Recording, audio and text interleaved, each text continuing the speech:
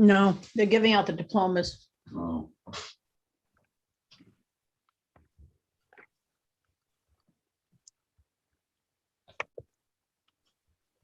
Minutes. Hang on, sorry.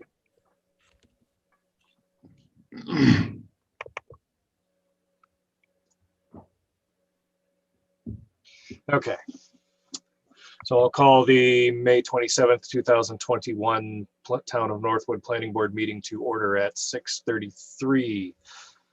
As chair of the Northwood Planning Board, I find that due to the state of emergency declared by the governor as a result of the COVID-19 pandemic and in accordance with the governor's emergency order number 12, pursuant to Executive Order 2020-04, this public body is authorized to meet electronically.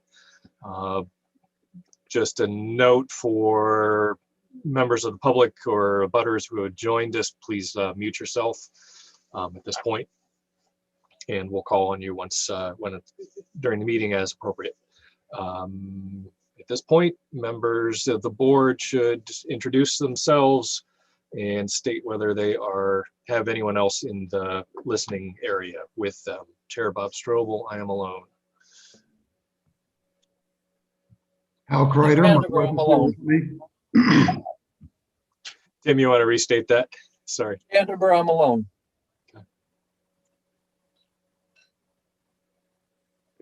Did you get it? Hello? Tim, we got you. All right. And I saw Betty's mouth move, but I didn't hear anything.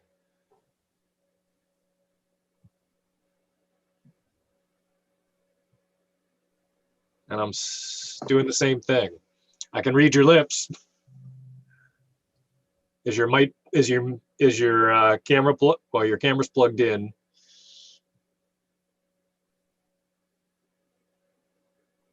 Are you hearing something?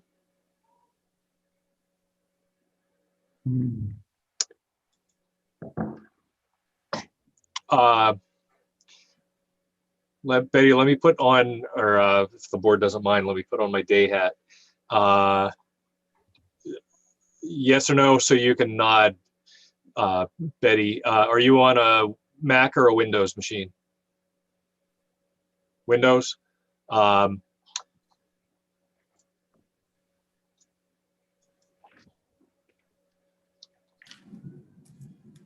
If you click on the start menu, go to settings. I think your microphone is on the wrong input is the problem. You should be able to fix that in Zoom. Yes, no, that's true. That's a good point. Yep. Click on the, Betty, in your Zoom meeting, click on the microphone and the up arrow beside it.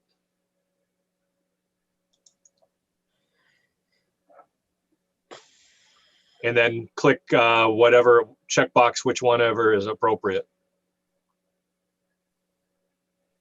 Well, I don't know how to get back to the, wait a minute. Well, you got it. Whatever you did worked. It worked. It was magic. Hey, that's okay. Whatever works. And I believe we have one more who has joined us, member of the board, who should introduce herself once she gets in.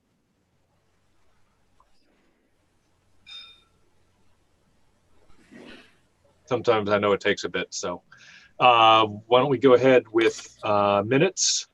It was stuck on mute. Lee Baldwin. Okay. Do you have anyone with you in the room listening? Nope. Okay, thank you. So voting designation for now will be all members present. We have minutes of May 13th to cover, and I would entertain a motion to that effect. So moved. Second. Okay, motion by Ms. Betty Smith, second by Mr. Kreider. Discussion on the minutes of May 13th. I do. Go ahead.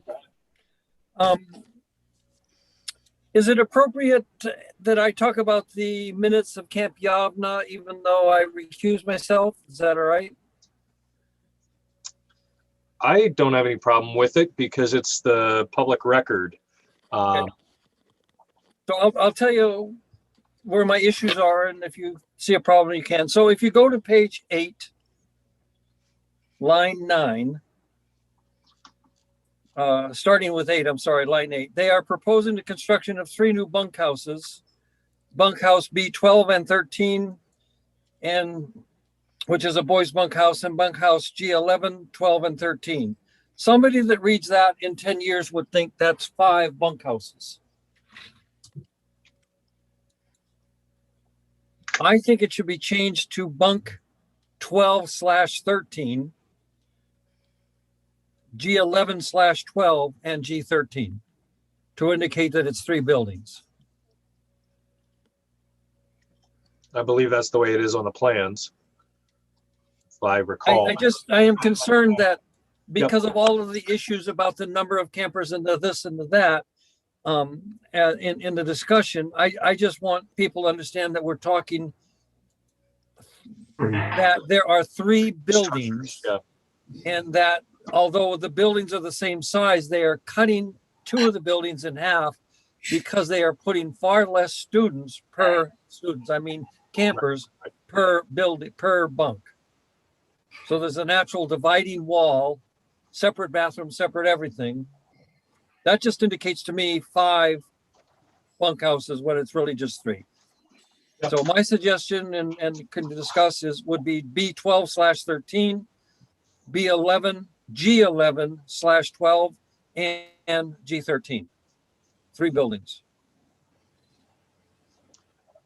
I'd have to go through my files to look for the plans, but I seem to recall that was how they were on the site plans as G11-12 or whatever they were, 12-13, 11-12, something to that effect. 11-12, yes.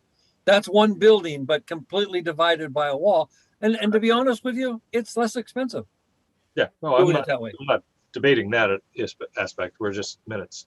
Anybody? Yeah, so I just don't want people to read 3 new bunkhouses, but then it's B11 and 13, G11, 12, 13, which would indicate 5 new bunkhouses. Anybody have any strong feelings one way or the other? Okay, Sounds like it would make it clearer. I agree. Okay, All go right. ahead. Page 20, line 24 on the same page. My math says that 335 and 125 is 460, not 260. I'm gonna have to look at that one. So nobody else has the minutes? All right, line I don't have 26. What it says is that there were 335 campers and 125 staffers for a total of 260. Well, that's bad math. It's a Yes, total of 460. Yes. Line 26. So somebody put us way into the future, the year 20021. It should be 2021. Yep. I want to go back to the future, but not that far. Page 9. Okay. Line 24. Campers each session, and that's the number. I think it should be that's the number. Sure.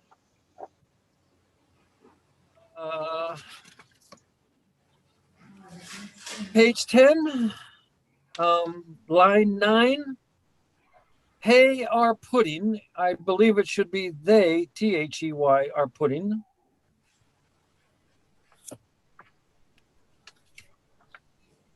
Page 11.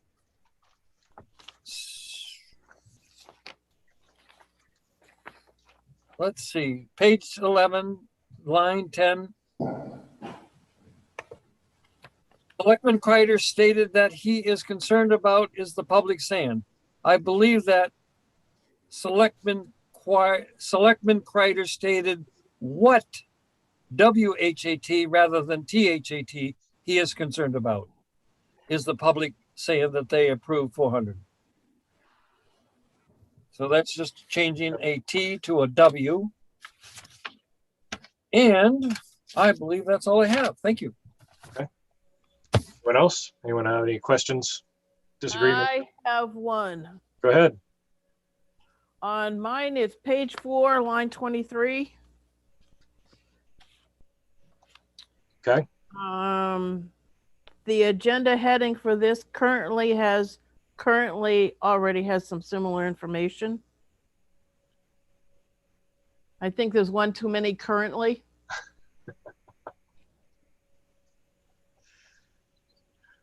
But I'm not pages- sure which one it is. okay. I think we can let staff figure that one out. Unless you have a preference. I don't know. Okay. Anyone else? Yeah, Bob, I'm going to ask a question because Sure. I'm looking at what was sent to me as the latest minutes. And certainly I can match up what Betty said. But in terms of what Tim said, he was talking about pages that are beyond what page numbers I have. Yeah, The list I have only goes up to page 8. yeah, this set of minutes was only 8 pages long. Yeah, so I have to say, I'm not sure Okay. which minutes Were he was referring to. Are those the minutes from April 29, maybe?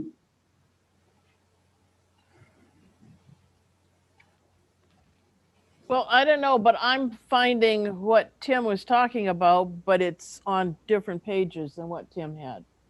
My page, so I printed it off is May 13th, 2021, Right. draft minutes.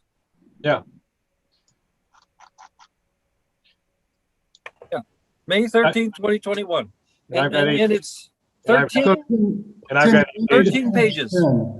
13 pages. I have 8. Tim, is yours double spaced? Did the formatting change when you opened it and printed it? Could have been, yeah, it is kind of double spaced. Yeah, because the stuff you're saying is in these minutes, but not on any of the pages you're talking about. Yeah, Yeah. I couldn't, yeah, that's why I was struggling to find it. Okay. Yeah, I don't know if that's something I did, and if so, I'm sorry. I just Okay. printed it off. Yeah, no. I can go back through it if you want. No, I think we can, I think, So I can figure it out Yeah. from what Yeah. you said. I'll Everything you said was good clarification. I don't think we need to review it. I just wanted to make sure we were talking about the same yeah, document. exactly. Certainly says May 13th, 2021. Okay, Okay. sounds good. Okay, any further amendments on the minutes? Hearing none, the second, I'm assuming the second and motion maker will assume or will accept the motion as amended. Correct. Yes, Thank you. That being said, Susan can do a roll call vote, please. Hal, yes, Tim, Yes. Betty, Yes. Lee, Yes. and Bob. Yes. Okay. We have up first on the agenda, the 67441 development on a class or a non-public road, non-maintained road, whatever the term is. Jason Dillion Wilson Willow Lane, map 119, lot 3. I have to admit, I was a bit surprised at this because it's accessed through Deerfield, Right. which didn't know we had. You must be right on the border then. It is. It splits right between Deerfield and Northwood. Okay.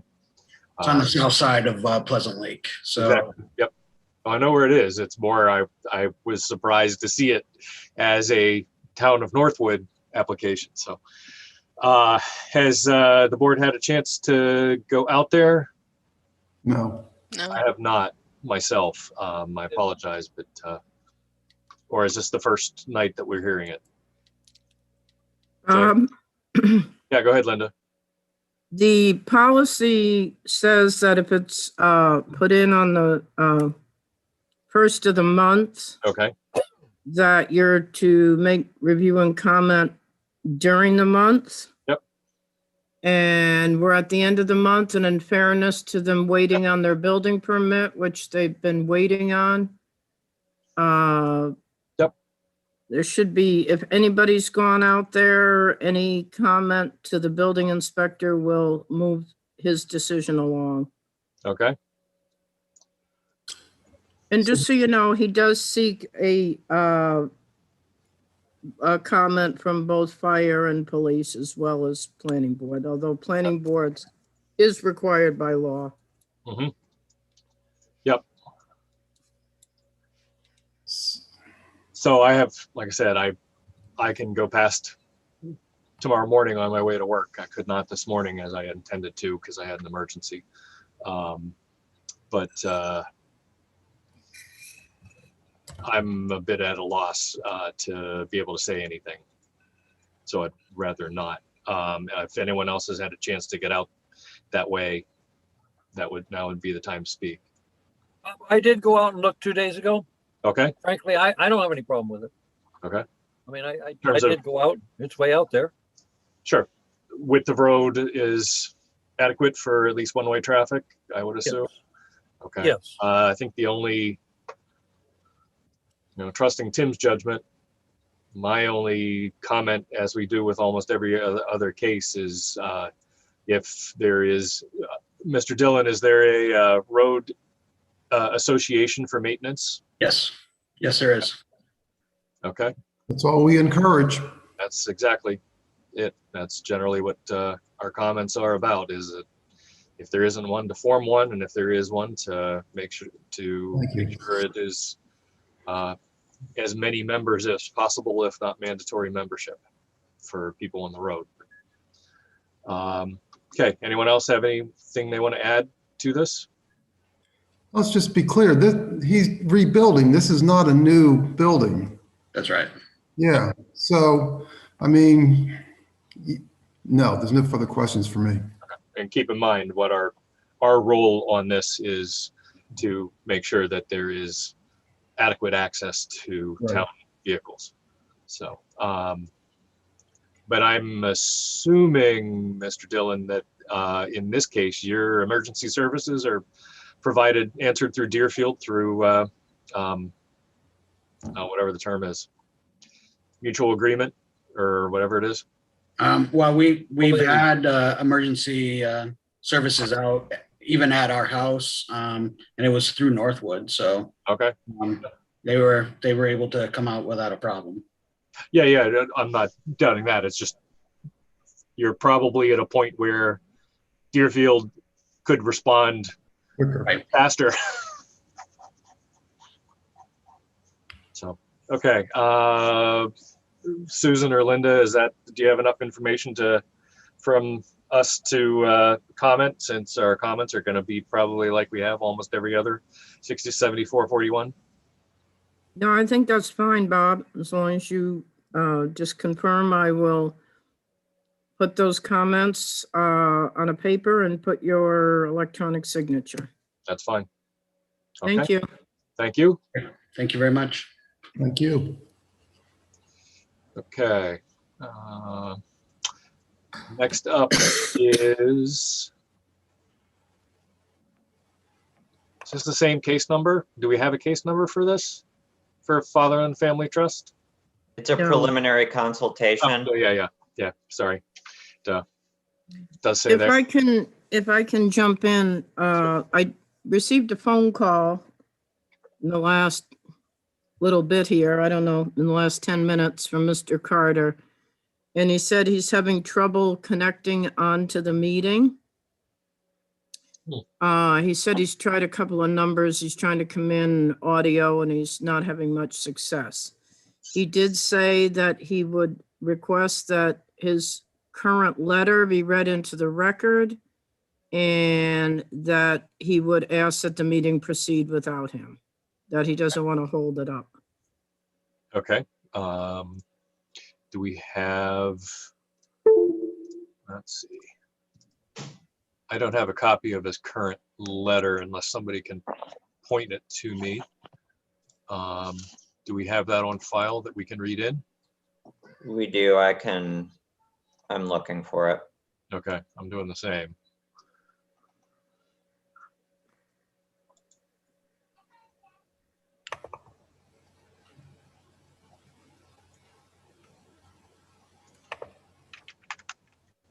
Say, Bob, I don't know if you can hear me. This is Joe Oh. McCaffrey. Hey, Joe. Oh, yeah. I had a devil of a time. I guess I am connected now. Yes, you I had are. a devil of a time getting connected. I don't know if that is the same experience Mr. Carter is having, but I didn't have any link that was given me from Susan, and Yes. Okay. You're still having some difficulties. You just dropped off. He's still showing us on the meeting. He's still here. Yeah. Can't hear him. Well, we'll note that Joe McCaffrey's been added at 6:50 to the meeting and the voting designation, but we'll have to double check on his audio for votes. Maybe we'll call on him first to double check and see if he gets a chance to fix it when we need to. Okay, so we have a preliminary consult for Mr. Carter. I have the letter pulled up that I Okay. can read. Okay. And then I think, well, I can start with that and then I can comment on it if you'd like. Sure, go ahead. So it's dated May 29th, actually. But I think we received it yesterday or today. Regarding 2005 vested DOT permit, assessor's map 222 lot 54, 1.8 acres, corner of Harmony Hill Road and Route 4. Dear Chairperson and Town Planner, after reviewing my last request, letter of a change of use to a minimal impact of one office building, I reviewed the past history and found in my notes that in 2005, my partner Sherwood Builders applied for a building permit. It was reviewed and approved by the building inspector and vested. Based on the fact that the site was completely cleared, graded, a fire pond excavated, and a 24-foot state storm drain was extended from Route 4 to the fire pond on Harmony Hill Road. It included a DOT permit for entrances on Route 4 and Harmony Hill Road, which was constructed. After consulting with an attorney, it is his opinion that I am still vested in the 2005 decision. I have an updated DOT approval by the DOT. All local, state, and federal permits were executed in 2005, with the exception of the 3 buildings, with the major reduction to the 1/3 of the use of the office park. I respectfully request the board's decision to accept the vested opinion. Respectfully submitted, Joseph Carter and his credentials. Okay. So that is Mr. Carter's letter. Linda and I have talked about this, and we discussed this briefly with town legal counsel this morning. It's our opinion that the decision as to whether or not this is vested is not the planning board's decision to make. Essentially, if he is vested, the appropriate procedure would be to try to pull a building permit under the vested site plan, and for staff to either process that building permit or deny it, and set off either an appeals process or a new application to the planning board. So for the next steps, staff has not issued a formal opinion as to whether this is vested or not. We have not, at least I have not yet directed Mr. Carter to proceed in that fashion. For our next step, we plan to take a look back at the prior site plan of record and identify whether there are any discrepancies with that plan that would not currently meet today's regulations. And if we're able to identify any differences between what was previously approved and today, we would decide how to proceed from there. But that's as much information as I think we have as we sit here. Okay. So, just a question on process here. I did not see that letter. When did that come in? Or, James, do you have was that an email that was sent or sent out? Was it sent out to staff or was it sent out to planning board members? I think it don't was recall. circulated among staff Okay. today. Okay. Because I don't remember, I was gonna say I was the same way. I don't remember seeing it, but I'll take your word that you got it, figuring it had gone to staff. So, and just for clarification, the mini golf application has been withdrawn. Correct. We have not issued a notice of decision for that, but Linda and I, again, in talking about that today, decided that it would be clearer if we did put together a notice of decision, noting that we had received the request to withdraw and that we considered the file to be closed. So I will be putting that together and that document will exist showing that that application was withdrawn. So for all intents and purposes, the board has no application before it at the moment. This is information from Mr. Carter about how he would prefer to proceed. But again, it's our opinion that this isn't a planning board issue unless we need to come back for a new application. Okay. Okay. That sounds good. Yeah, can I just further ask a question here, Bob? Sure. Go ahead. Just to understand, James, the as I think you indicated, at least as I followed it, the mini golf is withdrawn. Yep. Okay. And then Mr. Carter is either reverting or reimagining a previous possibility that he's, I guess, under the impression might already have previous approval, but that's as you indicated. That's There is a prior site plan on file. It's very old. It was even very old in 2005. I would prefer not to make a comment as to how the town interprets whether or not that's vested until we've had an opportunity to do a little bit more. Because if the plan as it was approved is still completely approvable today, the issue may really be moot. So we'd rather do that research prior to making any claim about whether Mr. Carter is vested or not, or whether we would deny a building permit or not. I got you, but I'm wondering, so unlike our current procedure where we do put time limits now with some consistency, apparently there was none as far as this once upon a time plan being followed up on? I am not aware that there was an expiration put into the approval explicitly. All construction complete within 3 years, for example. I don't think anything like that was part of the approval. So what we are discussing is state vesting statute and whether Mr. Carter would be exempt from any subsequent changes in the regulation. The first step to that is figuring out whether he would even be impacted by any subsequent changes in the regulation, which is why we want to take a look at that site plan against today's site plan regulations and zoning ordinance. Sure. Okay, I got you. Thank you. Okay. Okay, any other questions? Okay, since this is not a planning board item, then there is no planning board action to take. So we'll be going on to our next case, which is 1912 Michael Sullivan, Aroma Joe's.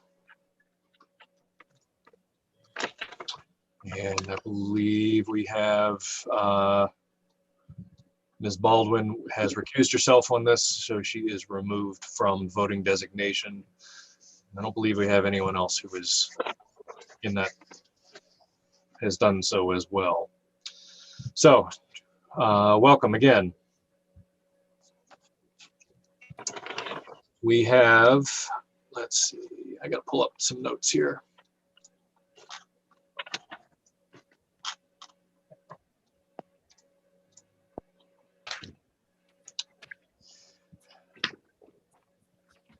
Okay. This is when I need another monitor, but that's okay. We have I think everyone got that letter from the applicant, essentially requesting that the public hearing be ended tonight. Well, let me back up for a minute. Does the applicant's team have anything they want to add as far as updates go, changes, status? You want to bring up or inform us of? Yeah, Scott Franklin from New Hampshire Land Consultants. I'll just go through a brief presentation when we're ready for that. Okay. Some of the public comments that came in. Sure, why don't you go ahead if you're ready. Sure. Scott Franklin from New Hampshire Land Consultants. With me tonight is Michael Sullivan, the applicant, Steve Pernaugh, the traffic engineer, if there's any questions on the traffic, and then Brett Allard, attorney Brett Allard, Bernstein Sure. I'd like to just go through a brief presentation. The professionals involved with this project were New Hampshire Land Consultants, myself as the surveyor, Brown Engineering and Surveying as the civil engineer, Steve Pernaugh as the professional engineer, traffic engineer, Horizon Associates, Vern Gardner as a real estate appraiser, and then attorney Brett Allard. As you know, this application was submitted almost 2 years ago, June 3rd, 2019. The application was accepted. We had done a few preliminary meetings prior to that. And then throughout the 2 years, until last March, we went back and forth with reports submitted, plans submitted, a lot of updates, a lot of working with the board to get the plans to the status of where they were as of when COVID hit and kind of everything stopped. The latest plans we submitted were May 17th, 10 days prior to this meeting, and we received the letter from the town planner issued today with some comments, and then we received a public comment letter 2 days ago. And I just go through a couple things to address in that public comment letter. There was talk about historic value of the area, character of the area. There was a letter submitted July 6, 2020 by Attorney Allard addressing those comments that were made. And the actual public letter we got was drafted in 2019. So we've addressed everything that's on there, but I'll go through quickly just to bring back the board to what we've submitted addressing those comments. And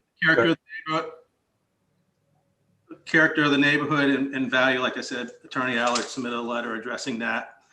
And then there was a list of insufficient information that was noted as missing. And I'll just kind of pare it down to sections. And one was about the septic and well. That's been approved since March of 2020. DES approved the septic system as well as the water system as a transient non-community water system. That was approved on February 27th, 2020. And then in turn, the septic was approved on March 18th, 2020. There was also a comment about a hydrological study being needed.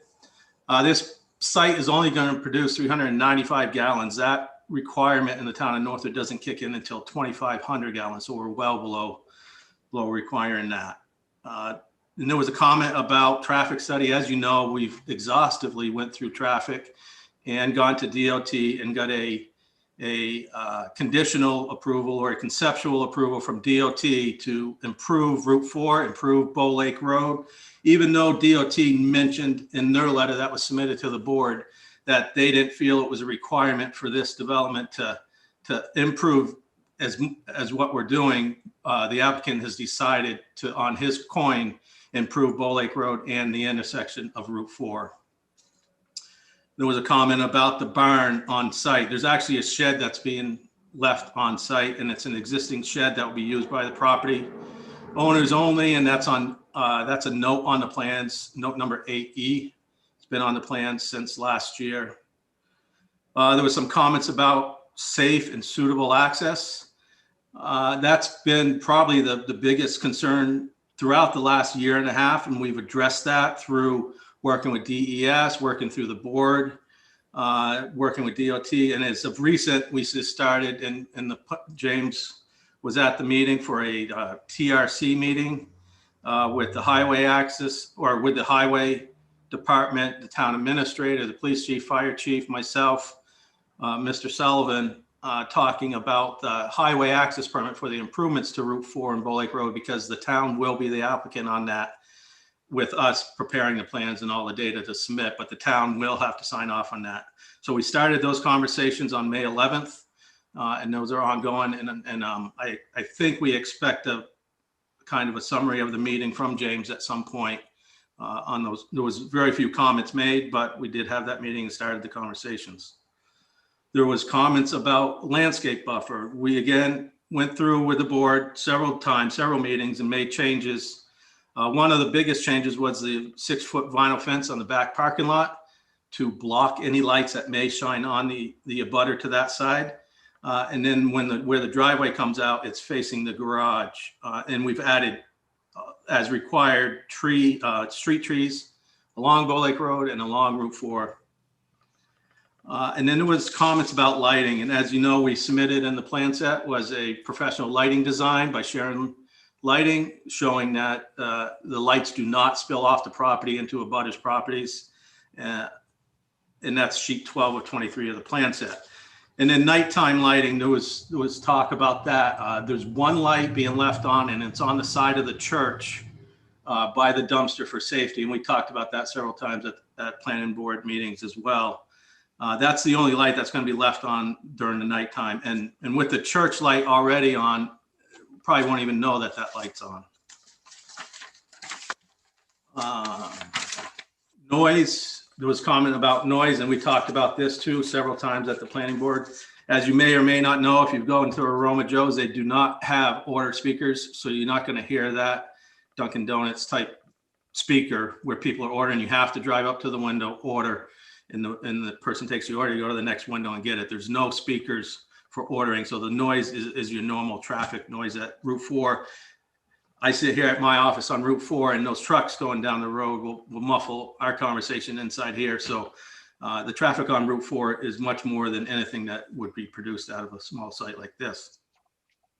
And then at the final comment was about site unable to meet requirements. And like I said, we've submitted data, provided adequate buffering to the butters, lighting, and safe access entering and exiting the site throughout the plan set. And then the last thing was a discussion about waivers. And as we all know, the waiver for the sidewalk was denied at the March 12th, 2020 meeting. We had proposed a sidewalk through the site from one end to the other, not along Bull Lake Road. That waiver was denied, and in turn, that prompted us to do a sidewalk along Bull Lake Road, which is part of the Bull Lake Road Route 4 improvement plan that DOT is reviewing and the town is reviewing. And then my last comment is about a drainage waiver that we had submitted at the very beginning 2 years ago. That was withdrawn, I think, even prior to 2020 after discussion with the board and the town engineers. So at this time, I turn it over to the board, and Steve, myself, Mike, or Brett would be happy to answer any questions. Okay. Questions from the board?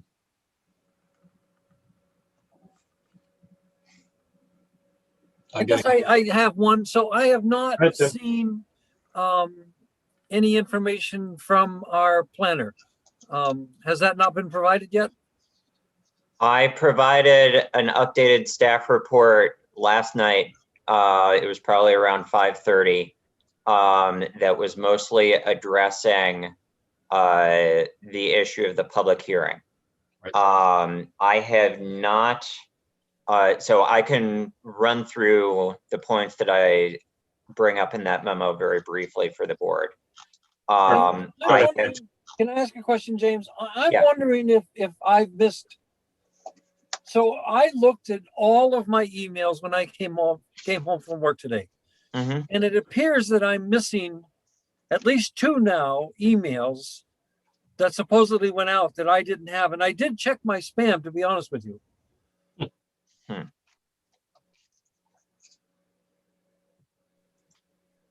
Did Can't answer other that. members of the board get the staff report that I sent around? I have it. 526 review of comments from town planner. I did. Okay. I didn't look. Al was saying something. He was muted. Oh, Oh, yeah, 543 and 526. that's exactly what I was looking for. But maybe I looked too late, too early. I mean, 5:26, I was eating supper, so. Yep. Yeah, Wednesday at 5:46. So I'm happy to run through it. go ahead. And in part, I think that if I'm going to run through it, now is probably the time before we open things for public comment, because I'm sure that in part there will be comments about public comments. So it was not my understanding until it was confirmed explicitly by Attorney Allard yesterday that the applicant intended to seek a closure of the public hearing and pick up this case for active hearings at this point. You know, whether that was a misunderstanding based on, you know, transmittal emails or what have you, for whatever reason, it was not clear to me that we were picking this up and actually resuming active business. You know, previously we had honored requests by the applicant to continue to a date and time certain for the better part of a year, and those requests had continuously mentioned a desire to postpone business until we could meet in person at the town hall. So, you know, if I didn't understand or if I made assumptions, yeah, that may be my fault, but yeah, again, that was how I interpreted the sequence of events. So Attorney Allard's email to me confirming yesterday, after I reached out to confirm how they intended to proceed, indicated that they would like for tonight to be the final meeting at which the public hearing is open. They're amenable to a continuance for the board to, you know, review all materials, continue your deliberation. But they would like to request that the public hearing be closed tonight after input by the public. So I wanted to lay out sort of the sequence of facts and regulations that exist related to that request. So typically under RSA 676-4, that's the board's procedures on plats, you have a 65-day time limit to approve, conditionally approve, or deny an application after you've accepted it as complete. I think Scott cited June 10th, 2019 as the date that this was accepted as complete. I can't corroborate the exact date, but it was June. It was 2019. We are well beyond 65 days. Paragraph 1F of 676-4 states that the applicant may waive the 65-day clock and consent to such extension as may be mutually agreeable. Sorry, I can't talk tonight. So I'm interpreting that email from Attorney Allard, unless things have changed, to state that, you know, continuances are no longer mutually agreeable. They would like to act on this and move forward, and would not continue to consent to extensions. I also want to note, you know, as Scott said, the plan set was delivered according to our standard timeline. So, you know, we don't have any concerns about materials were delivered too late. We do also have Executive Order 23, or Emergency Order 23 that's been issued pursuant to the emergency declaration by Governor Sununu. And Emergency Order 23, paragraph 5 states that municipal or local governmental bodies are relieved from complying with statutory or local deadlines or deadlines set forth in a municipal charter for taking action on applications and requests, including but not limited to item A, deadlines for accepting, hearing, and acting on planning board applications under RSA 676-4 and for ZBA actions. So we do have an explicit exemption from that RSA under Emergency Order 23 that remains in effect.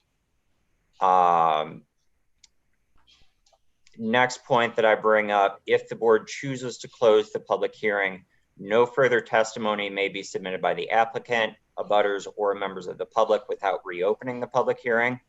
And while you could conceivably close the public hearing and vote to reopen it the same night, you would not have that option if the public hearing was closed when you continued to the next meeting.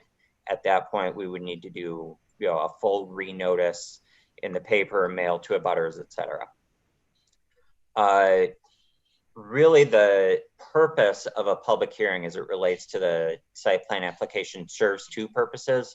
The first is so that you can get information. And I'm taking these from a different order than my staff report, but this is the short one.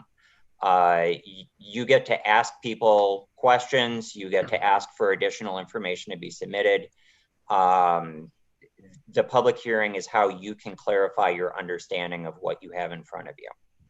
The other purpose it serves is legal due process to the benefit of all parties that can demonstrate an interest in the application. That's obviously the applicant, that's also the abutters, but it's also any other member of the general public who could show that they have a reasonable interest or they would reasonably be impacted by the application before the board. The applicant is generally understood to have the burden of proof. They're typically understood to be entitled to the last word on the application and to be able to abut any comments by abutters or members of the public. But conversely, members of the public are typically afforded a reasonable opportunity to comment if there are substantial changes made to an application, if there's something that's substantially new that's introduced into the record that fundamentally changes the situation. So sort of what you're being asked, you're being asked to weigh all of that information if you, make a motion for the point of discussion on closing the public hearing tonight. I would recommend that you only vote to close the public hearing if you are confident both that you have all of the necessary information to render a decision and that you know that after tonight you're not going to have additional comments or questions for anybody related to any materials that have been submitted to you. The other point that I think you need to be satisfied on is you need to be satisfied that legal due process has been met for all parties. So that means you think the applicant has had sufficient opportunity to present their case. You think that we, the town, have fulfilled our obligation to reasonably guide the applicant through the review process. You need to be satisfied that the public have had a meaningful opportunity to testify regarding the application, and that any revisions that were delivered as part of the plan set for tonight either don't rise to the level of a substantial change that would warrant the opportunity for new testimony. James, there's somebody that's got a phone that's interfering with you greatly. I'm looking him up. 2088. I believe that's Mr. Carter. Yes, I'm on. Okay. I couldn't get on earlier. I tried at 6:25 to 7 o'clock, and I couldn't get on at all. And I left a couple messages at the town hall. Well, we're on now, but we've already addressed your case, your preliminary hearing, and James or Susan can contact you afterward. Would the it's pretty much in their hands, staff hands at this point. Can I leave you with that and in their capable hands? Okay, thank you. Thank you. Okay. So what I was saying regarding due process related to the general public, you should be satisfied that they've had a meaningful opportunity to testify regarding the application, and as relates to the new plan set, that either the changes in the plan set don't rise to the level of substantial changes that would warrant the opportunity for additional testimony, or that the public was afforded a reasonable opportunity to be informed that the revisions had been filed and to know that they needed to deliver their testimony before the hearing closed. If you are satisfied that those have been met, you have the authority to close the public hearing tonight. If you don't feel that those have been met, you have the authority under the emergency order to continue and keep the public hearing open. I think that I guess the record shows my original recommendation to the applicant was to schedule a subsequent hearing after tonight and state on the record tonight that there would be one final opportunity. I think that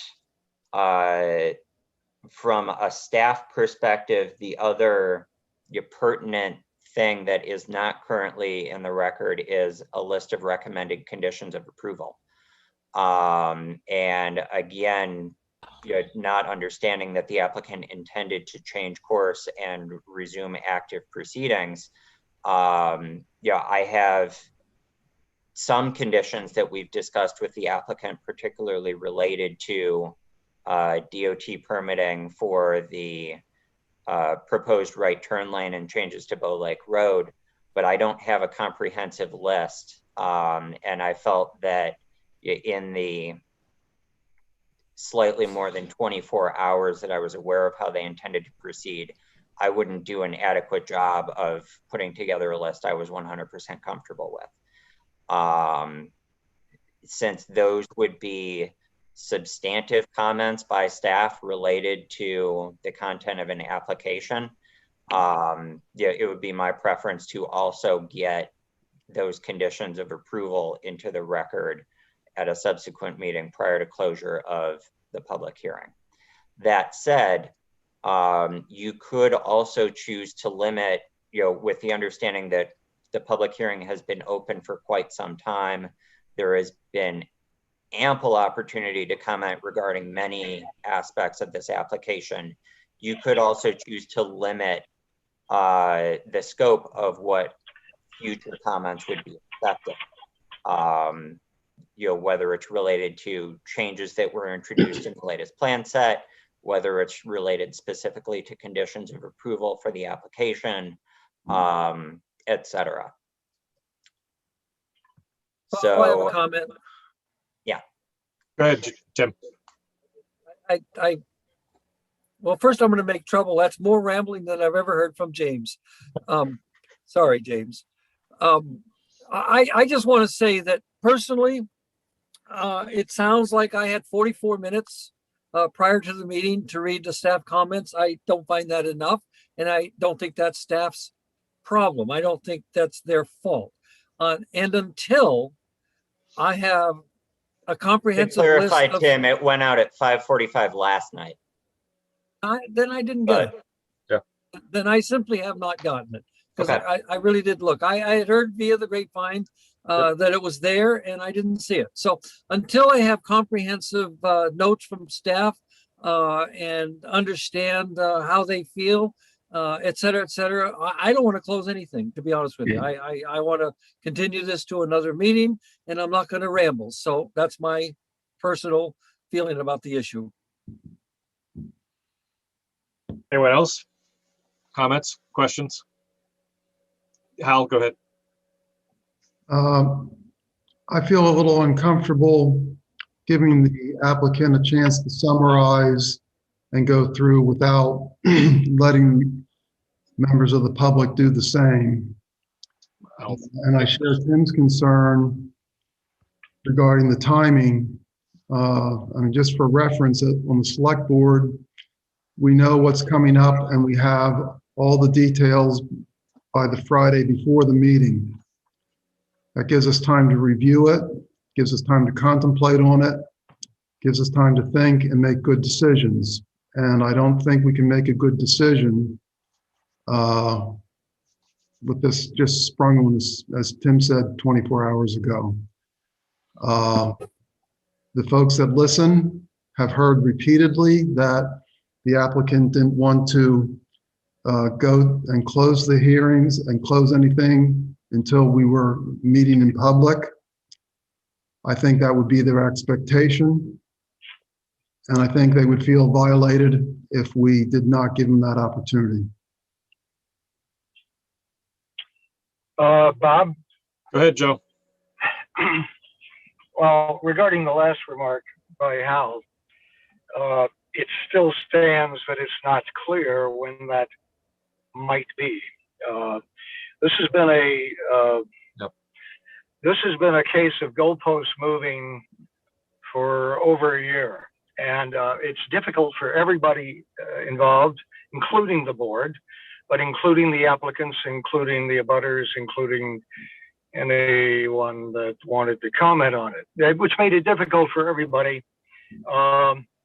Just that alone, the goalposts moving. I think it's unfortunate. It's more than unfortunate.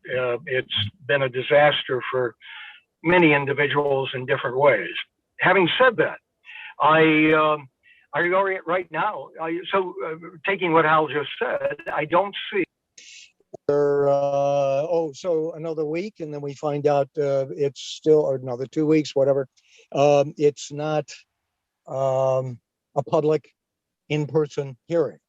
I understand what Hal said was correct, and I remember that quite distinctly and commented on it, that the applicants were looking forward to an in-face hearing, as would be their due. That hasn't happened. And so lots of things have been very unfortunate for any number of people. The extension of time, costs, it's just too beyond mentioning, because each of these individuals have all kinds of little variations of their own. So I'm at a point where I am saying that I'm not opposed to closing further public comment, unless it was for some reason clear, and somebody who might be in that public could speak to this, that this new information applies to their previous concerns. I have I think, tried to take into account those concerns, most particularly, I think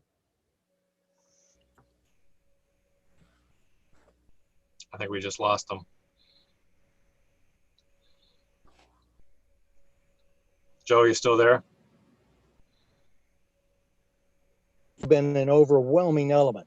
Discussions of these other things, as far as I'm concerned, seem to fall into a rather minor category, and some of them have now been dismissed altogether, that is, objections. They've been addressed, and that's out of the way. So I am not taking what James just said, nor what's been just previously said by board members, that we're closing off. We have time to consider this. I say this both to Tim and to Hal.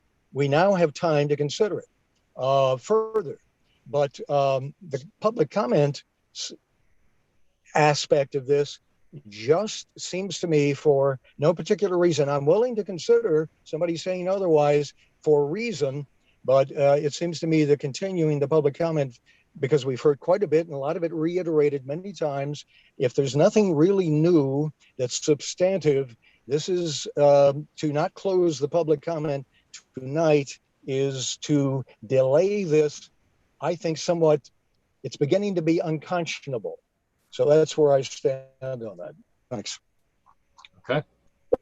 Anyone else? I have a very short comment.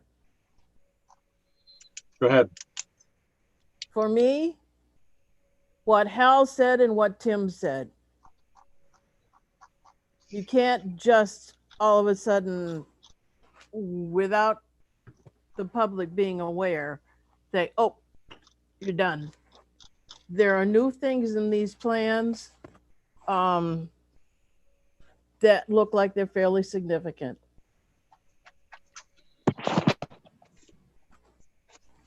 So I think this is not a good time to close the public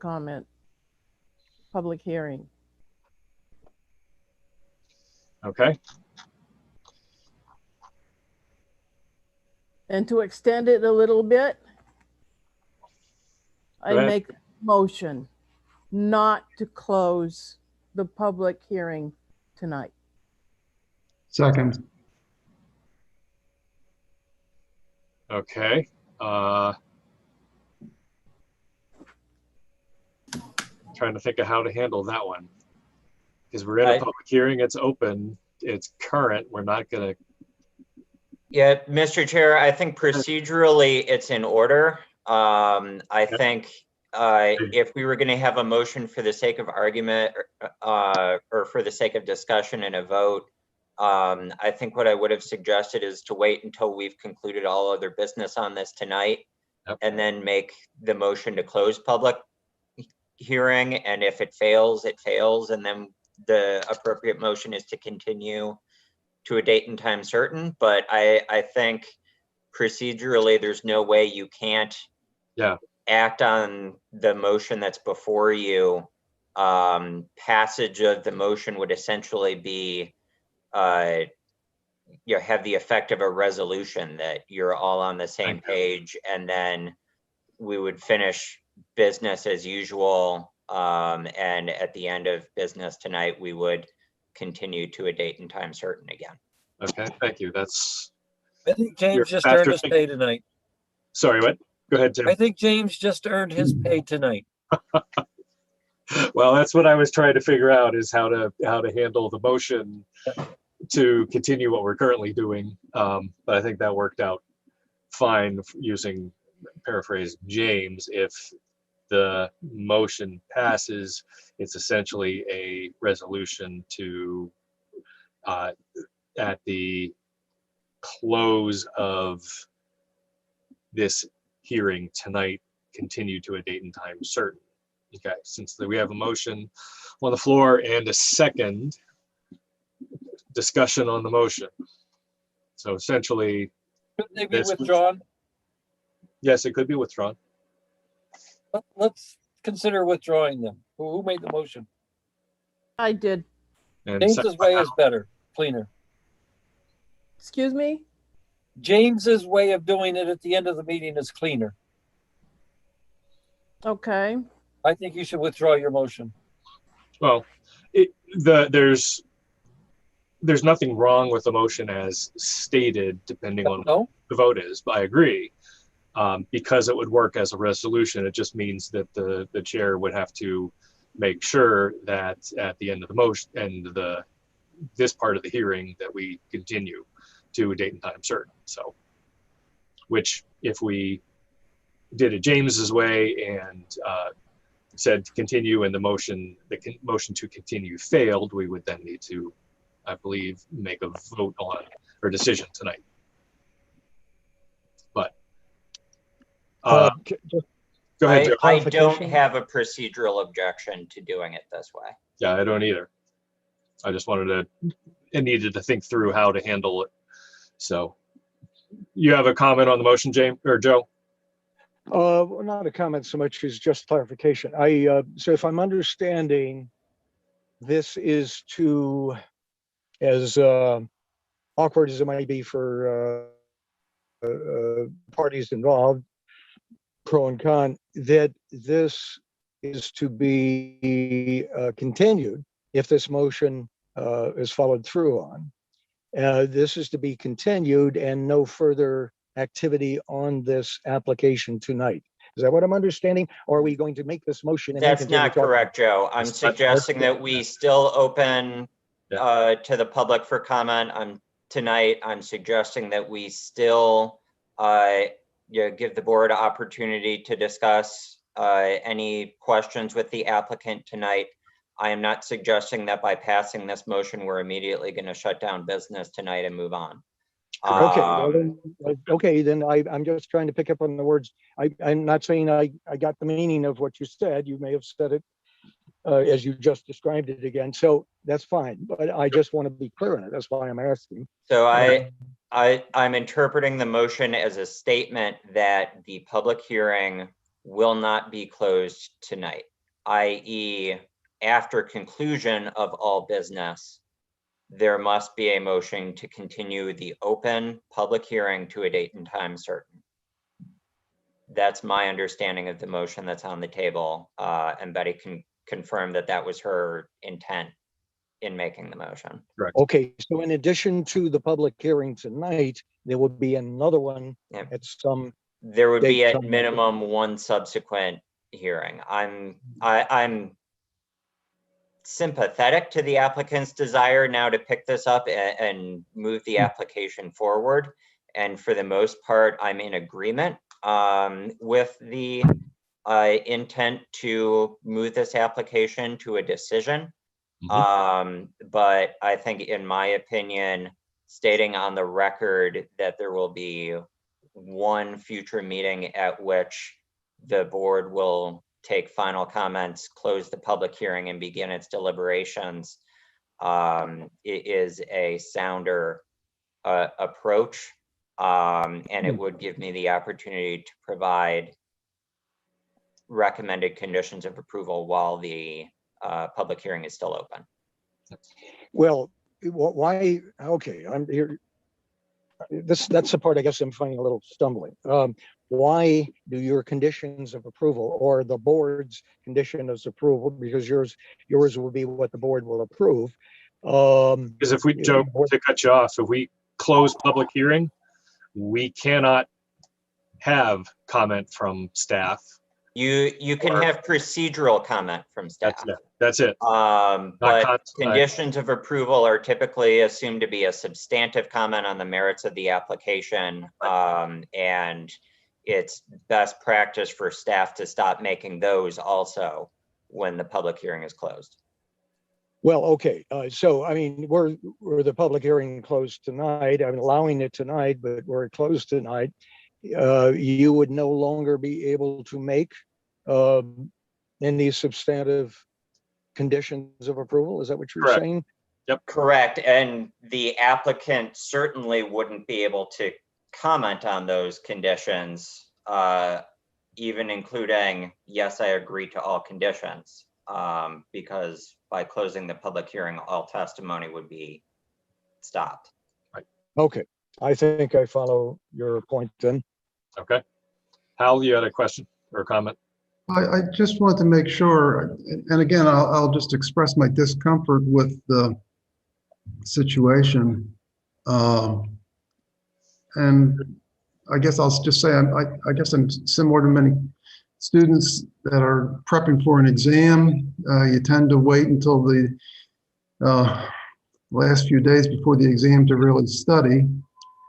And, you know, I did not put in the time that I think is necessary, for example, to finalize any questions or comments I might have of the experts that the applicant has here tonight.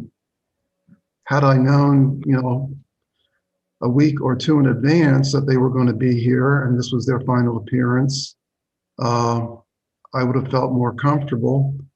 But not knowing that, if we close public comment, we also lose the opportunity to hear from them. And I don't know that I have any questions, but I know that I was planning on going back through and reviewing all their testimony. And, you know, with 24 hours notice, that's just not possible. Well, I can attest to the thickness of the case file of materials to go through. I have not gone through all of that myself, but parts of it I have. Okay, we have a motion on the floor. Is the motion, has either the motion or the second been withdrawn? I don't believe they have. Okay. Well, which matter is it, the the modified motion as Tim suggested? No, that Tim James- has not modified it. Tim made the recommendation to withdraw, Yeah. and it has not been withdrawn. Well, okay, are we talking then the original Betty's motion, or are we talking the one James modified or offered? James doesn't have the ability to make the motion. No, I know he doesn't, but I mean, Yep. Tim Right. or somebody said he was recommending that Betty alter hers to satisfy what James was saying. So where are we on that? I just want to clarify that. Betty made a motion to not close the public hearing tonight, seconded by Hal, which procedurally is acceptable, because what would have to happen is I would need to, at the end of the hearing, make a motion to continue to a date and time certain. That's all, the only change. We would then continue on. So, any Excuse further? me. So that follow-up would occur, Bob, at the end of this meeting tonight, right? Is that Yeah. what you're saying? I mean, the follow-up on the time and date certain for the future meeting. Right, Mr. Allard?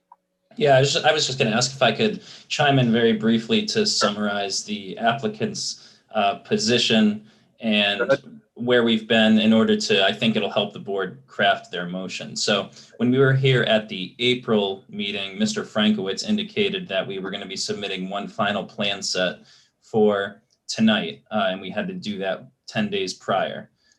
So it was our intention, and maybe it wasn't as as clear as we thought it was, that this was going to be the final meeting and that we were no longer going to wait for public hearings to resume in person before we asked the board to make a decision, because it's been almost 2 years and at this point we just don't know when that's going to be. That being said, we hear members of the board loud and clear tonight in terms of wanting additional time to digest everything and go over everything that's been submitted and whatnot. So we were we had the impression that everything was going to be submitted for tonight. That being said, if we are going to continue this to another public hearing, we would just request that the next public hearing be the final public hearing, that submission deadlines be established for both the applicant and abutters, as we've done in the past. And certainly we would be happy to come back and do a final public hearing at that time. If that being said, if that's what we're going to do, then the applicant doesn't see a reason to have another public hearing tonight. We don't think we really need to do it twice. I don't think that's a good use of anyone's time or anything like that. So if the board is going to open this up for another one final public hearing, we just request that, we sort of be done for tonight. We'll come back in hopefully what could be 2 weeks with deadlines for everyone to make one final submission, for James to come back with a more comprehensive conditions of approval list that we can discuss at the next public and final public hearing. Maybe those could be circulated ahead of time. We can talk with James about that. But essentially what I'm saying is we hear you. We never meant to move any goalposts or anything like that. We thought we were clear. Maybe we weren't as clear as we meant to be. But we would be happy to come back in 2 weeks with one final public hearing. If we're going to do that, we don't need to do it tonight. And we'll leave it at that. Okay, let me clarify a couple points on that. I think when Mr. McCaffrey was talking about moving goalposts, he was referring to the town's desire or inability or sliding time frame for having a public hearing, an in-person public hearing. That it was, I would confirm. Is that correct, Joe? Oh, he just dropped off. That's my interpretation of him.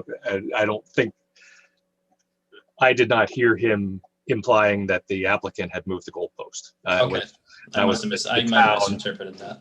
Well, the town has, as chair, we've been, one of my tasks is to figure out how we can have an in-person public hearing in the facilities available to the town once the select board and the town executor sets the rules for the meeting space, and we have been unable to do so. to meet the number of members of the board, the number of applicants, et cetera, members of the public, all in that space, given COVID-19 and CDC requirements.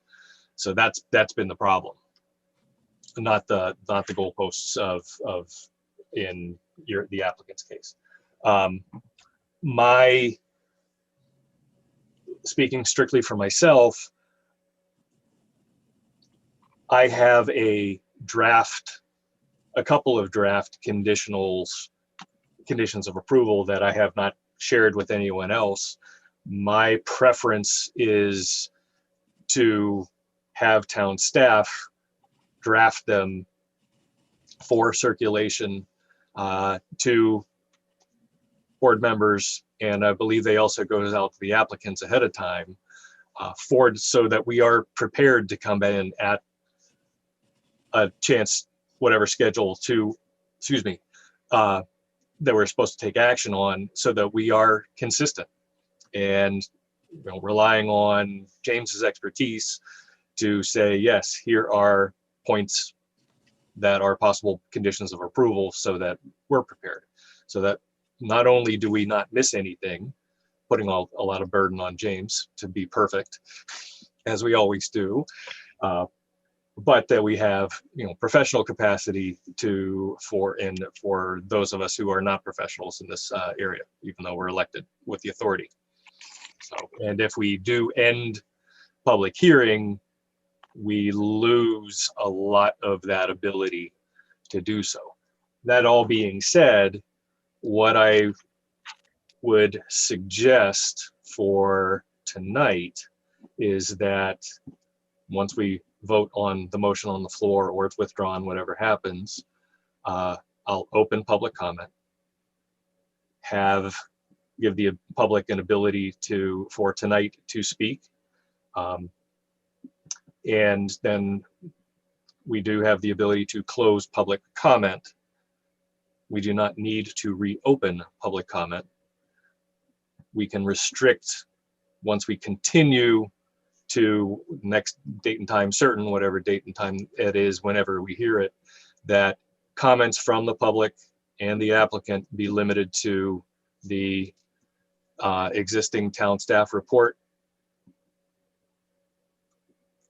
case report, and the draft conditions of approval, which would be circulated. James, I think, James, you can get those out before 10 days before one of our next scheduled meetings. I cannot get them out 10 days before the next scheduled meeting because that would require me getting them out on Monday. Yeah, I just realized that. So I have an idea for how we could set dates. I'm not sure whether they would be universally acceptable, but I can at least throw them out there and see what people think. Okay. I am supportive of the idea of getting this on the June 10th meeting for a few reasons. One being, as the workshop, we would have no cases noticed for that night. So that would give us the opportunity to set this as the only item of business on an agenda. Yep. And nobody else would be waiting for us to finish our business. I think that, for the 10th, we would normally have materials from the applicant due by close of business on Monday, the 31st. That's a holiday. That's not possible.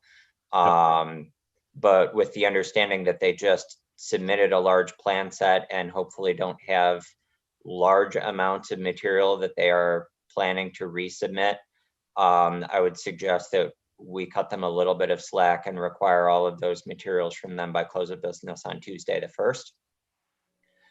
I am scheduled to be out on Tuesday the 1st, but if you want conditions of approval and a final staff report in advance of the meeting, I could commit to getting one done by Friday the 4th. That would give all of you members of the public, the applicant, a weekend and a couple days to read it through, and that would still keep us moving forward. We don't have or I guess we have been flexible with staff reports in the past. So I'm hoping that by giving myself a deadline and stating it publicly, and hopefully meeting it, that everybody will get what they're looking for with adequate time to review it. And then comment by members of the public would typically be due by close of business 4 p.m. on Tuesday the 8th. And I would propose to stick to that. Okay. That's sort of what I was thinking as well. It was more the Tuesday the 8th for final public comment. It was more the other pieces that I did not know, but I'm personally, just for myself, I'm okay with Friday, June 4th for the staff comments for or draft conditionals.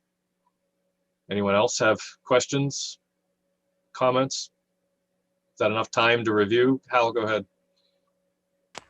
Yeah, Bob, I just want to make sure we've considered that we are being fair to everybody. And, you know, I listened to Mr. Frankowitz. He summarized through the whole, you know, application. He made points across all different areas. And I'm a little bit concerned about not letting the public comment across those same areas.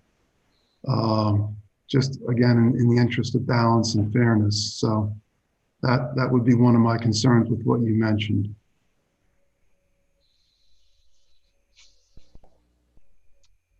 Okay. Anyone else?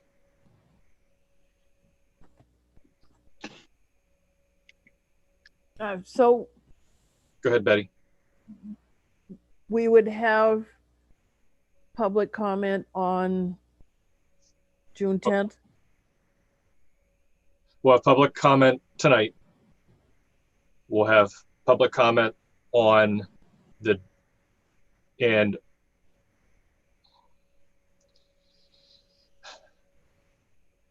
Hal, I'm let me put Hal back because it ties into what Betty's comment.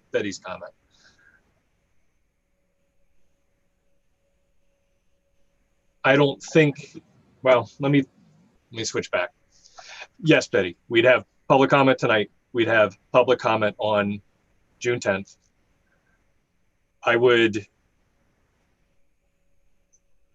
What I'm hedging on or struggling with right now is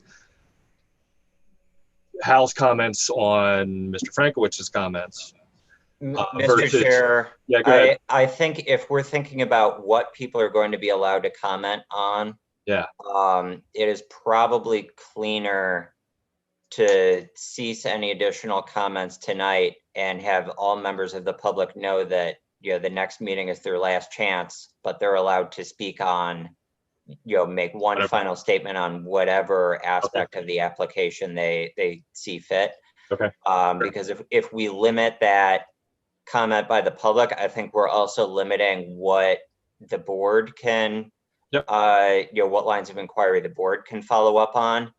And my understanding from Hal is he would like to be able to review all materials and pursue any lines of inquiry he may decide in the next 2 weeks he has.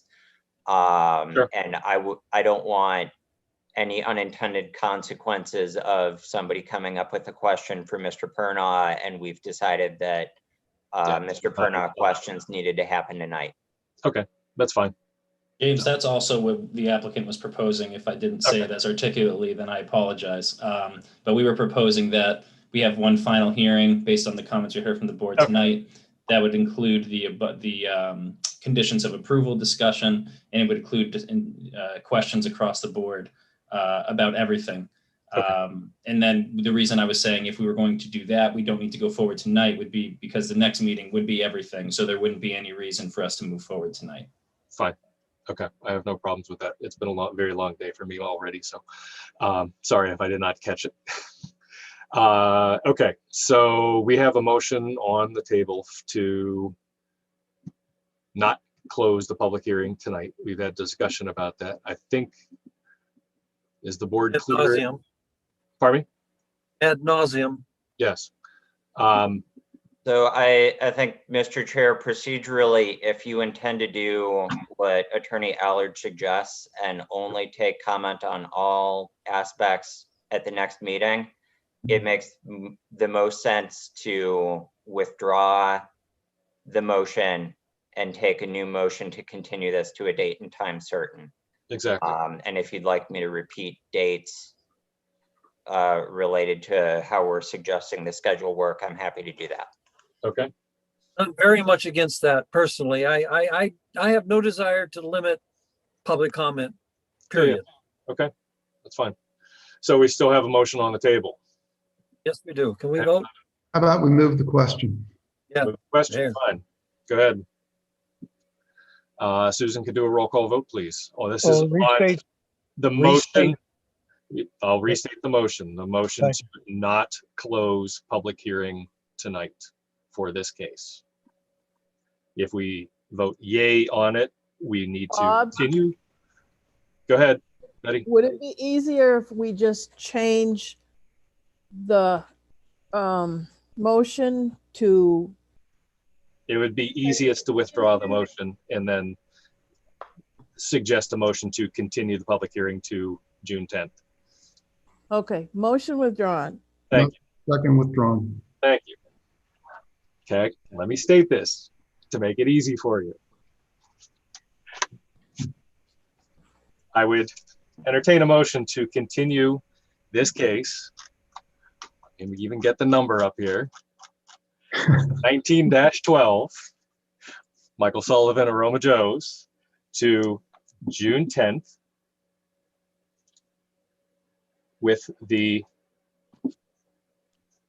well, let me stop there. The implication being that we will have a draft conditional of approval for Friday, June 4th, that comments from the applicant and the public would be due to town hall by Tuesday, what, 4 p.m., 1 p.m.?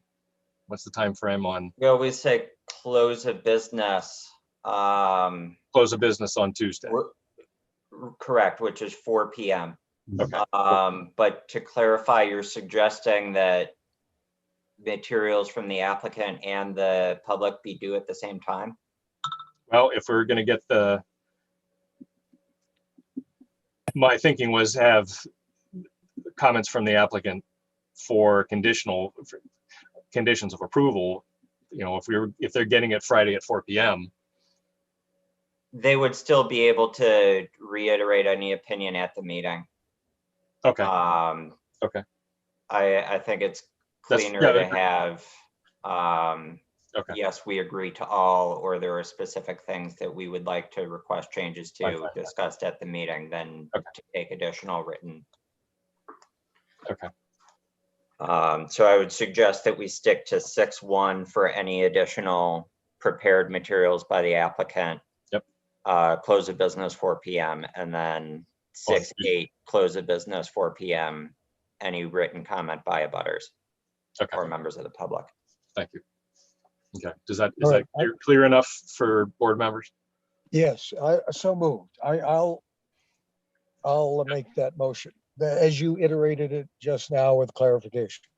Okay. Do we have a second? Second. So motion by Mr. McCaffrey, second by Ms. Smith, Betty Smith.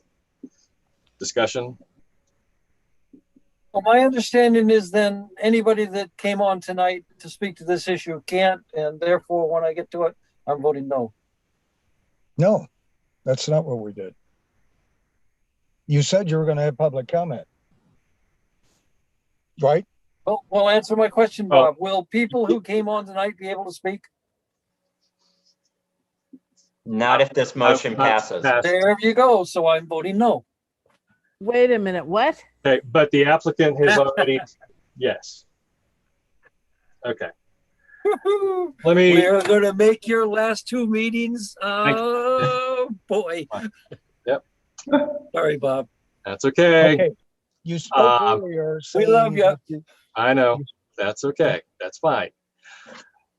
I heard you say earlier on the discussion did. was there'd be comments tonight, and then there would be one last And my opportunity for comments. My intention was, well, it doesn't matter what my intention was.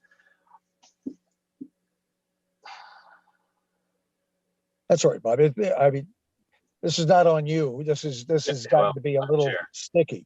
Yes, it has gotten to be a little sticky.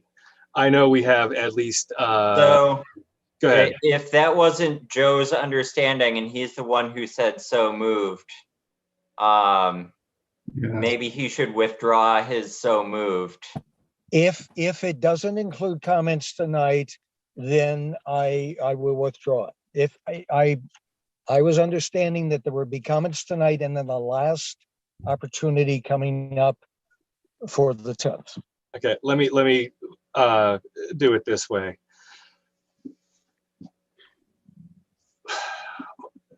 Without, and I'm, to be very clear, I am not opening public comment this evening right now of members of the public who are here and or abutters for this case. If you are here to speak tonight or intended to speak tonight, could you please unmute yourself or turn on your video, raise your hand, get my attention somehow, just so I can see who intended to speak tonight? I know Ms. Manzelli was one. Thank you. Can I just know I am fine not speaking tonight if I'm able to speak next time on all topics. So I'm totally fine with that. Okay. Is there anyone else who would like to speak on this, intended to speak on this tonight? This is your opportunity. You need to turn your camera on or say something to get my attention. Okay. That resolves it. That resolves it. Thank you, Ms. Manzelli. Okay.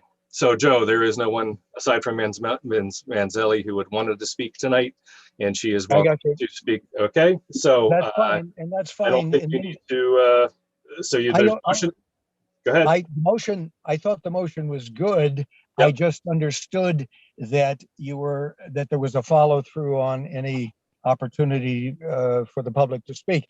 But as it stands now, that's been eliminated, moot point. So I think the motion then, as you expressed it, as it was modified, then I would go with my motion to. Continue to the 10th. Let me state again, for members of the public who would like to speak on this case, the last opportunity to do so will be on June 10th. You need to get comments to Town Hall by the close of business 4 p.m. on Tuesday, June 8th. Or attend the meeting on June 10th. Okay, motion on the floor to continue this case to June 10th. And it's been seconded by Ms. Smith. Further discussion? Hearing none. Susan can do a roll call vote, please. Is that me? Yes, Hal? Yes. Tim? Tim? That was you, buddy. Yes. Tim says yes. I heard. Okay. Betty? Yes. And Bob? Yes. Okay. I don't know if Joe was in there. Joe is yes. Oh, I'm sorry, and Joe. Sorry. Okay. Sorry, he So we're wasn't on my continuing list. the case. Thank you for your patience. We will talk to you on the 10th. Thank you. Thank you. Thank you, everyone. Okay. I suggest we take at least a 3-minute break till 8:10. Thank you, Bob. Appreciate that. Yep. Thank you.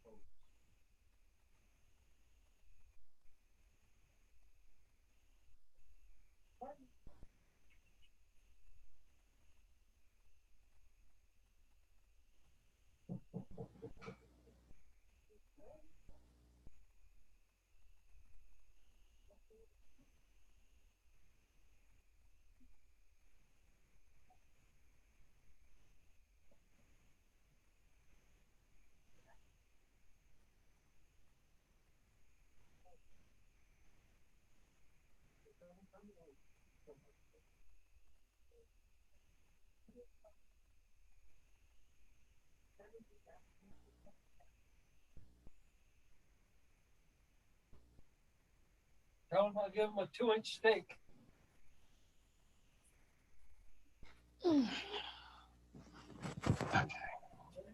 Huh? Oh, yeah.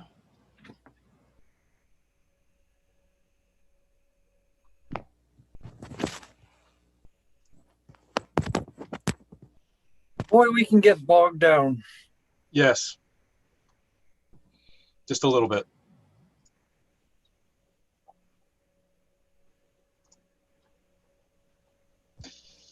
Okay.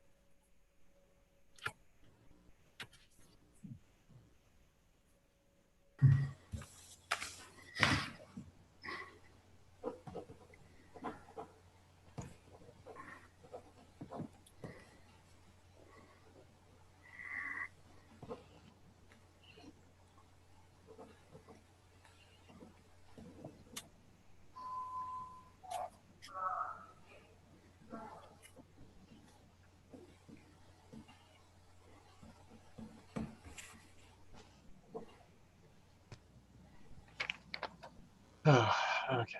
Wrong one.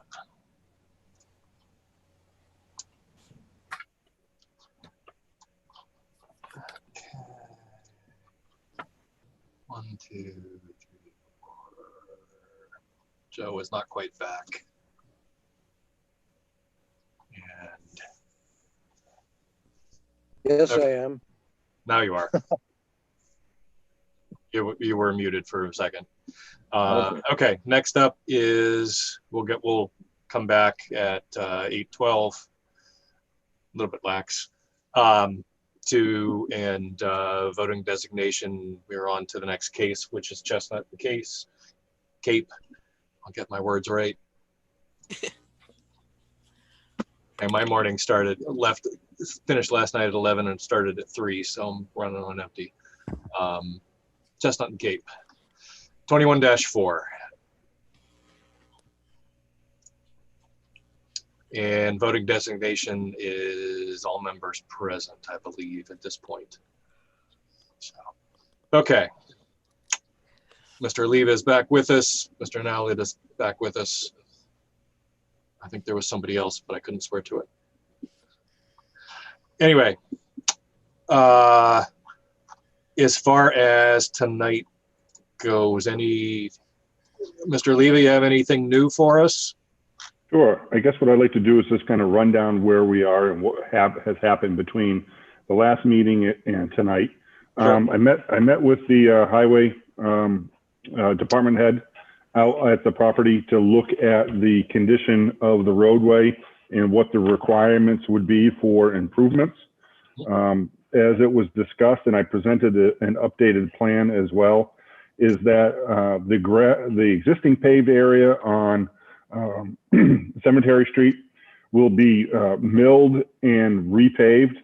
The millings will be used to supplement the base, and then a new top coat of 18 feet in width will be installed from the intersection of Route 107 up to where the pavement ends.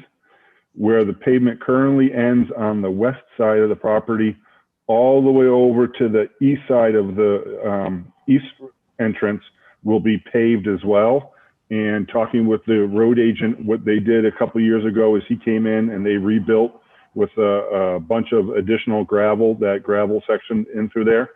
So, but that gravel width is not as wide as the proposed 18 feet of pavement there. So what we have on our plans is a detail to have that shoulder edge kind of scalloped out, new gravel brought in and brought up to the base material where it is now, and then paved on top of that. So what we agreed to with the road agent was to replace the pavement from 107 all the way up to the eastern edge of our east driveway as it comes out onto that side. We presented to the town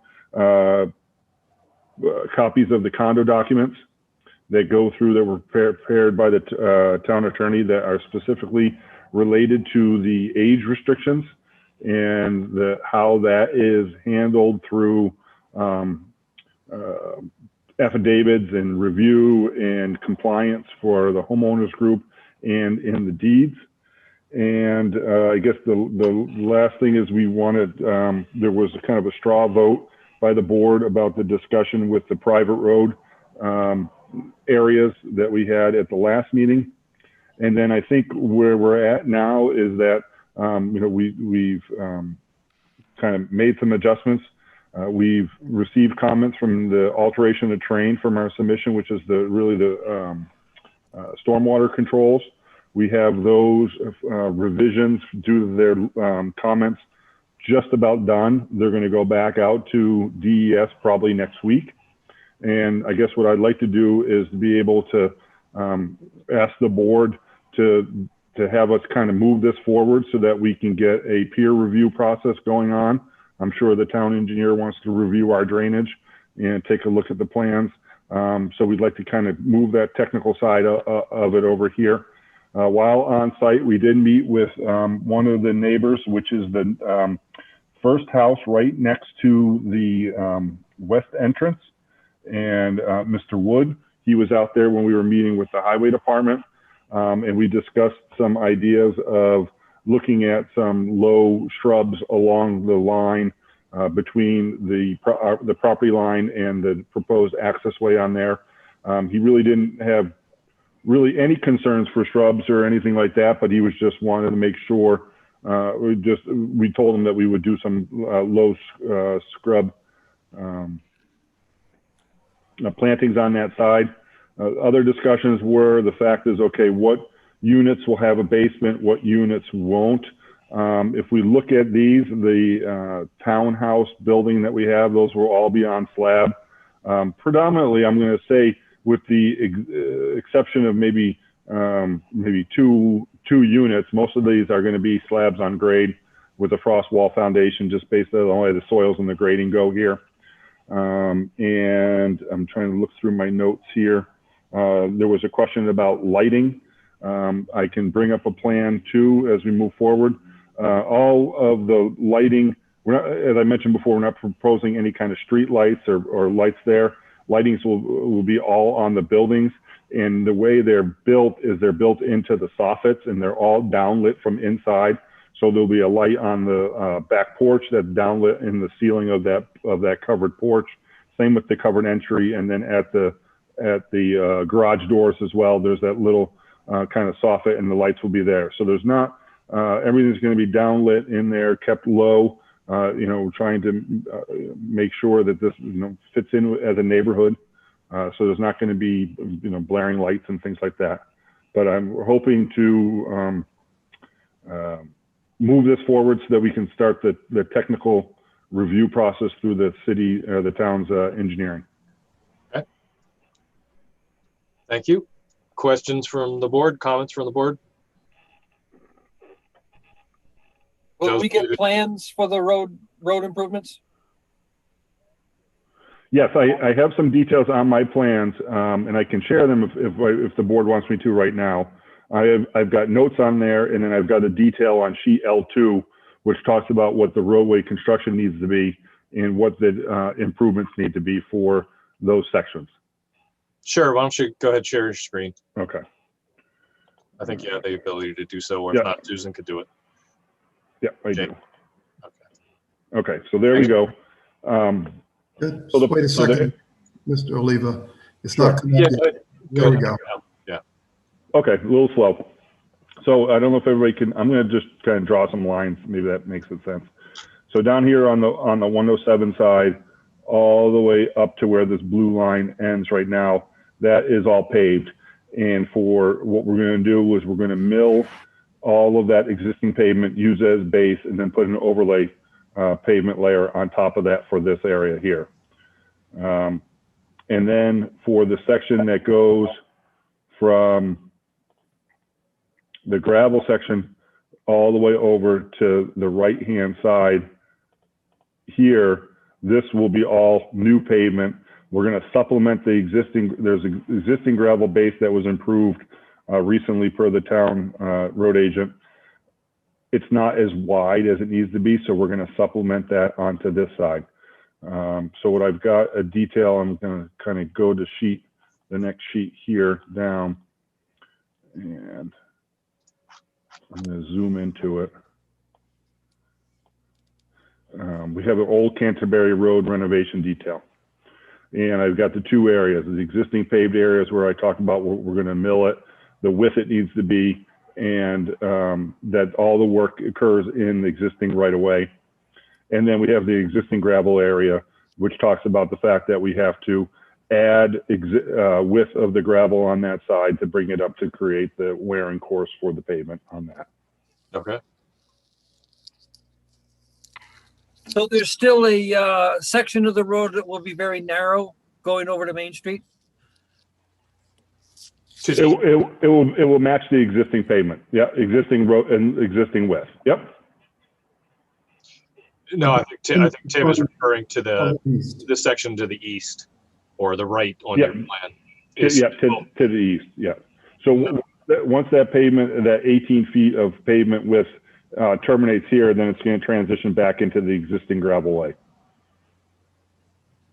Well, there's no improvements from that blue line to Main Street on your maps, right? Correct. And there was no just requirements. We had that discussion with the highway department, and they did not request any improvements from heading east off towards Main Street. You're gonna be. You know why? What's that? I'm sorry, I missed that. I just am wondering why. So one of the things I asked sometime in the past, and I've never gotten an answer, is what is the town right of way width in this area from one end to the other? 40 feet. At least in the section that we have here, it's 40 feet. Okay. Does anybody know if that goes all the way to Main Street? I couldn't, I couldn't tell you off the top of my head. I wouldn't have any reason why it would be different than that, but because What are you asking though? What are you asking, Tim? I just want to know how much room, how much right of way the town actually owns on this road. Specifically, I guess 40 feet as far as his blue line. That road really narrows after that, and I'm wondering, does it continue 40 feet past that? Yeah, it's pretty narrow to be before that. No, from the edge of Mr. Wood's property onward, it's still pretty narrow, as it currently is. Correct. Yes. If I had to make a guess, and we just looked at the width of the roadway in front of our property, that most likely that right of way width is probably 40 feet from 107 to Main Street as it makes its way through, and it was probably made that way as a carriage road many years ago that came across there, and it's probably a 40-foot right of way.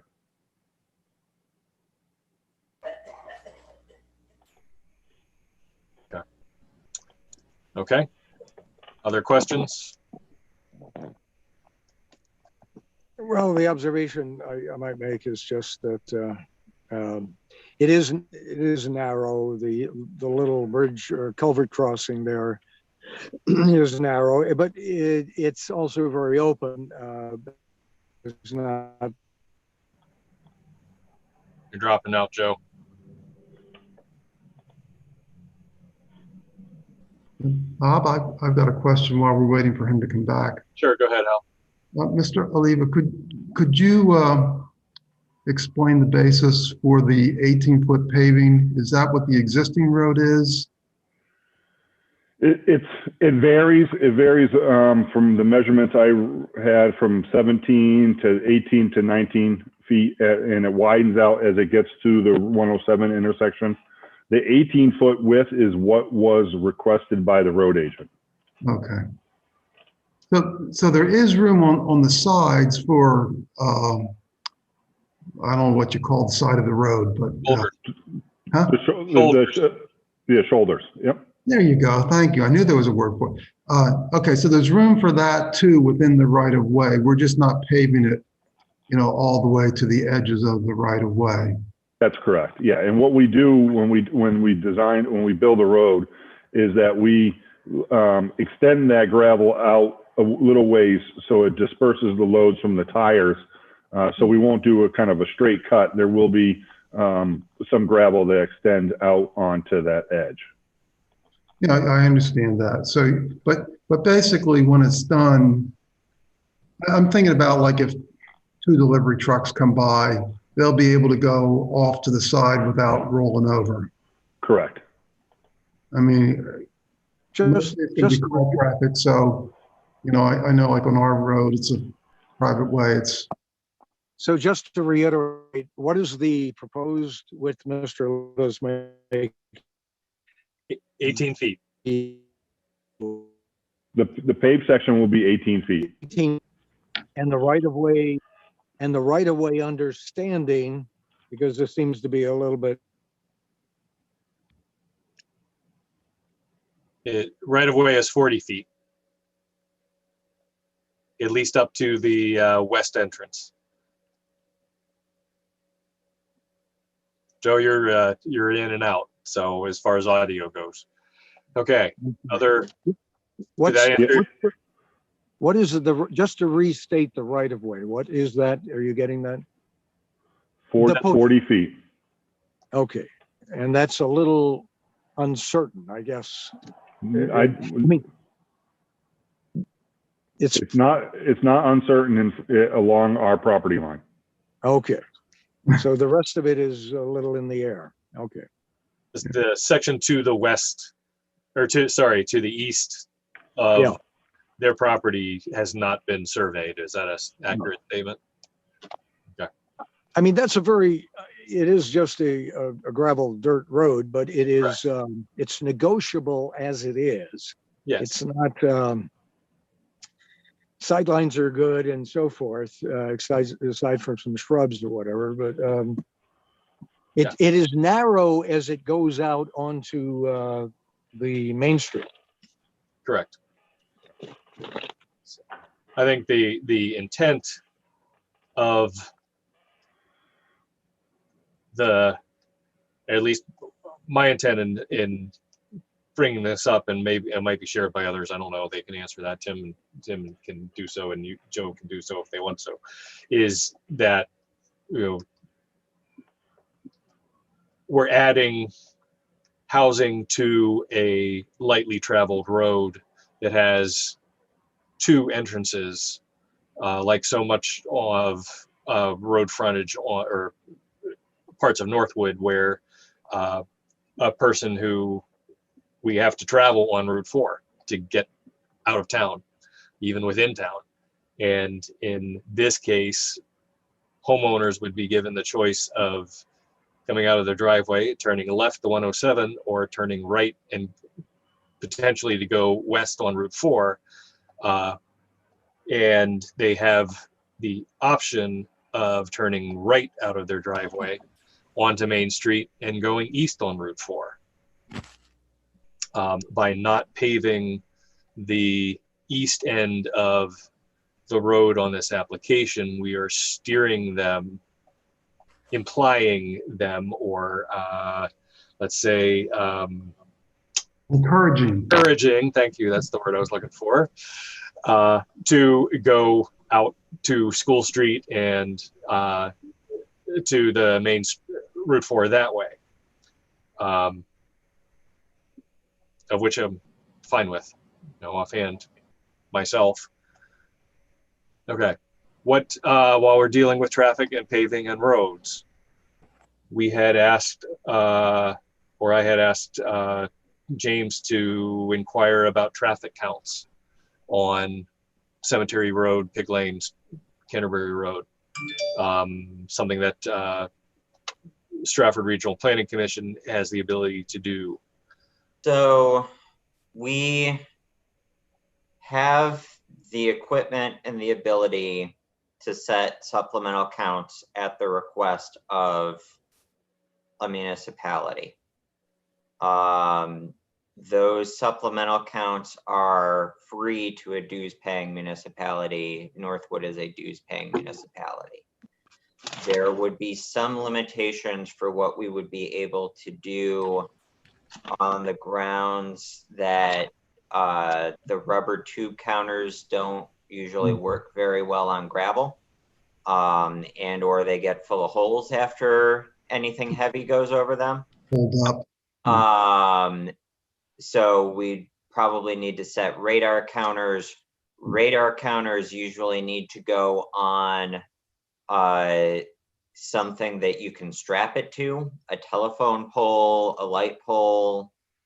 We try not to do mailboxes, but at least doing a Google Maps trip down this road, there's not a whole lot of stuff to set that to either. So I think a supplemental count would be possible, but potentially limited in options. The other issue would be supplemental counts, sort of get scheduled when people are going through Northwood. I think the bigger concern for me is the I guess two other concerns. One being the information that you use to evaluate traffic is not the number that comes out of those counters at the end of 3 days. It's the number that comes out of those 3 days of counts put through a number of equations to generate a figure called the average annual daily traffic. That is the important number. So any raw data would need to be processed. What I'm getting at is even if we ask tomorrow for the data team to get this into their schedule, numbers would probably not come quickly. The other concern that I have would be the municipality, whether it's via contract with SRPC or otherwise, whether you have to spend money on it or not. I have some concerns over just procedurally and precedent setting over Northwood officially gathering data and presenting it into the public record on behalf of an applicant for the proceeds of a case. I think if there is specific data that you need to make your decision, the appropriate way to do that at this point is to request it of the applicant.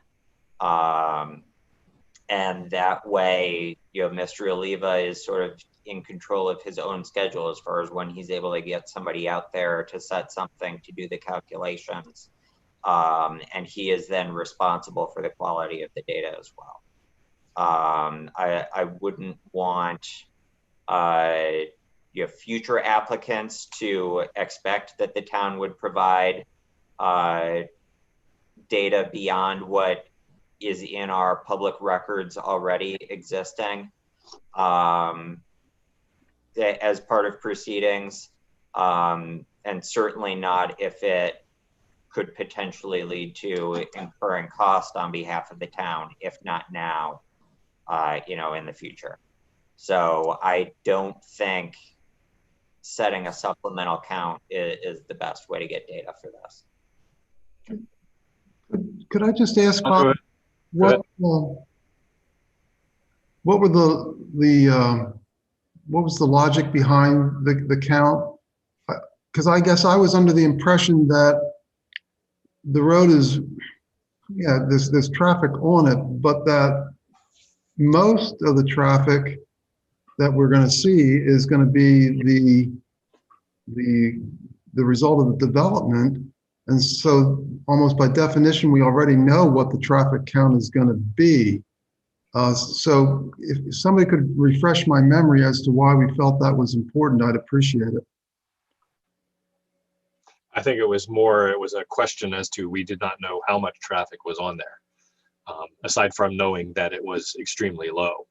Yeah, and I guess my point then would be, if it's extremely low, then the traffic from the applicant's development would be the majority of the traffic, and we can calculate that based on standards. Yep, agreed. Okay. I just wanted to make sure I wasn't missing something there. Nope, I don't think you were. Okay, one of the things I'd like to, and I think the applicant has expressed this as well, what do we as a board want to send off to review? I can speak to that, Bob. Go ahead. Certainly the condo docs were in my opinion, very well written. I think they addressed all the concerns that I had, but I personally would appreciate having our town legal counsel, knowing what our concerns are, also review them to make sure that we're not missing anything. But I think, that was a very good effort on the applicant's part, from my perspective. And then I think Mr. Oliva also mentioned the drainage review, and there's been enough folks that have expressed concerns about water and runoff and stuff that I think we better get that information sooner rather than later. Okay. Anyone else? Sorry if you're done. Well, I had one other question, and maybe it's not part of this, but we did have discussions on the private road versus the setbacks. I guess that's not something that we would be sending up for review. That's something we determine here internally. Correct. Okay, sorry. Then I'm done. Thank you. Joe, you had a question? Well, I'm just wondering regarding what Hal just said. So if we ask the town legal counsel to take a look at this, in what regard are they going to be looking at it? The age restriction. The what? Go ahead, So, Joe. Mr. Chair, can I say something about Sure, that? Go ahead. Yeah, I believe what we have, and it certainly looked like from the file that I opened, what we have from Mr. Oliva is the language that will appear in the condo documents as it relates to age restriction of the units. We do not have the complete condo documents yet. And I think it would typically be my preference and recommendation to send the entire document for legal peer review. I think the board can still make that motion tonight if you want, so that Mr. Oliva and his team can work with us to send those over and get that paperwork going as soon as they have them. I think that, to be honest, most of legal's time is going to be spent looking at some of the salient things like the age restriction and enforceability and things like that. I think the boilerplate sections, they're probably going to see this as boilerplate and skip right over it. But we do typically send the entire document just to make sure that legal does not flag anything that is of concern on a compliance end as they relate to Northwood regulations. Okay, well, I'm just bringing my question up in regard to, that's fine, what you just said, James, but I think we need to just be specific what our concern is. Hal is concerned with the constraints that the age group that will be there are clear, and I think need to express that to legal, that's what we want, just to see that that's clearly spelled out and can be stuck to in the future. That's, but we need to, I think, just spell out what our concern is. We're not concerned about every little jot and tittle of the document, obviously. And as James just said, most of it is just going to be boilerplate. So that's it. I just think we need to indicate where our concern is, and that's what we'd like to see. Yeah, it's absolutely appropriate for you to have a list of issues that you would like to guide legal's review. But my recommendation, and I would feel more comfortable still having the entire set of language in context rather than a portion. Yep. Sure. I have a comment, Bob. Go ahead, Tim. Or actually, I guess it is a comment. Doesn't matter. So I read completely through the documents that we got on this issue. And what I was surprised at regarding the age, and I do understand everybody's concern, what I was surprised at is, so if you just take me and my wife is 8 years younger than me. And I was really surprised to see that both had to be 62. So for instance, if I retired at 65 and I wanted to move into an establishment like this, and I might, at that point, well, I guess that's moot because I'm a lot older than that. I was surprised that I couldn't because my wife is 8 years younger than me. Right. That was a concern of mine, which, well, not a concern. I didn't understand that. I would have thought if the husband or wife was over that age, that would have been sufficient. Anyway, that surprised me. I also just wanted to clarify, so before you run or somebody runs, my position on that road. It makes no sense to me to have 2/3 of or 3/4 of that road paved and not see the town work with the developer and pave the whole thing. That's just my position. Is it going to change my mind? Because I'm not against this project at all. I think older people need a place to stay, but it would be a crying shame to do a 2/3 job or a 3/4 job on that road, in my personal opinion. I'm done. Okay. Tim, you could always move in and leave your wife. But no, don't comment on that. Don't comment on that. Don't comment on that. Trying for a little brevity. I put up with her this long. A few more years is fine. Yeah. She put up with me. I will say I was There you go. I was a bit surprised myself at that both people would need to be 62 plus, but well, there's actually a reason for that.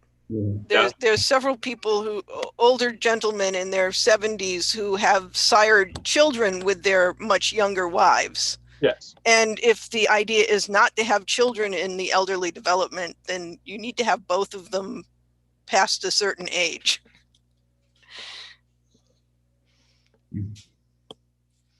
Isn't I'm that not going to satisfied? comment on that. Isn't that satisfied by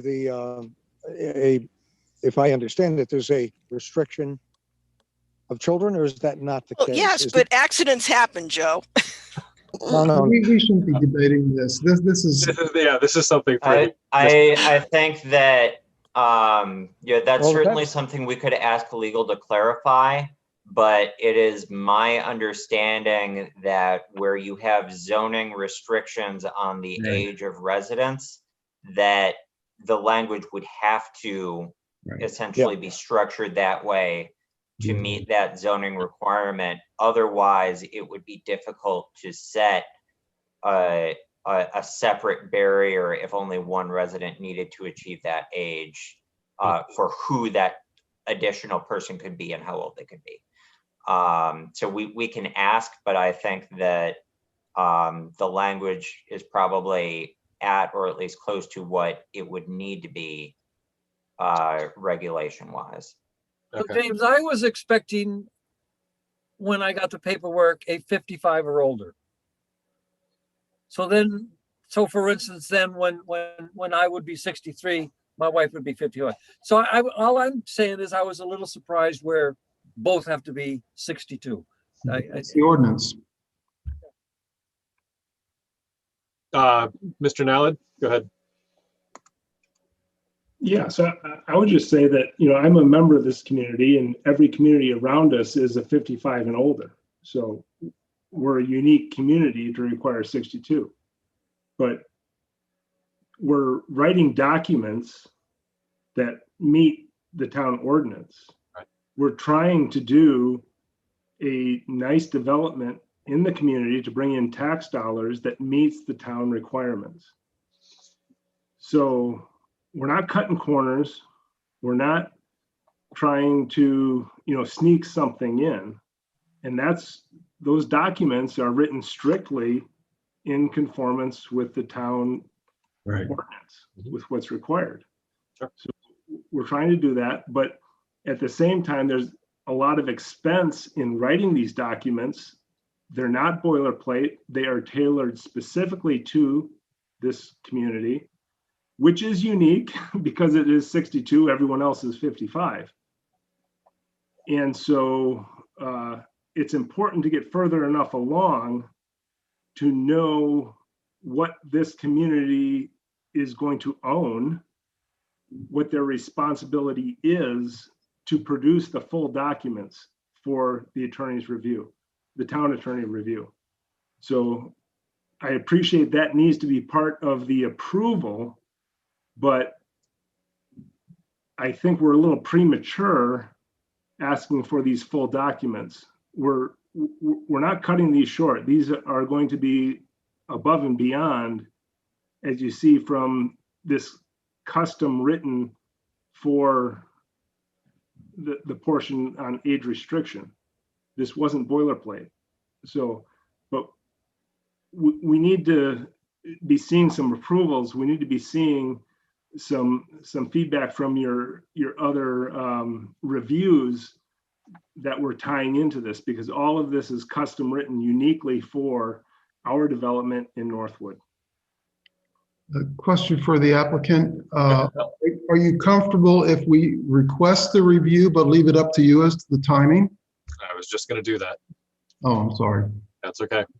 You beat me to it. Great minds think alike, fools seldom differ.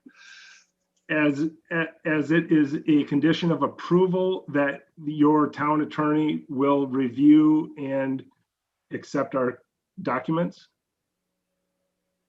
Well, go ahead. Bob. Go ahead. But I was more thinking, it sounded like you had some concerns about submitting the full document right away. My recollection in terms of how we've done this in the past is that prior to us voting on the final application, we do have a legal review. So I guess what I was thinking was, no, we don't need to have the boilerplate today. We don't need to have it tomorrow. But we could say that we want to have that before we make our final decision. And then it would be up to you as to when you want to finalize that document and send it over to us for legal review. I'm just trying to understand, would that work for you, or do we need to discuss other things? So I appreciate, like the last case that you discussed this evening has drawn out for a year, which to me is very concerning.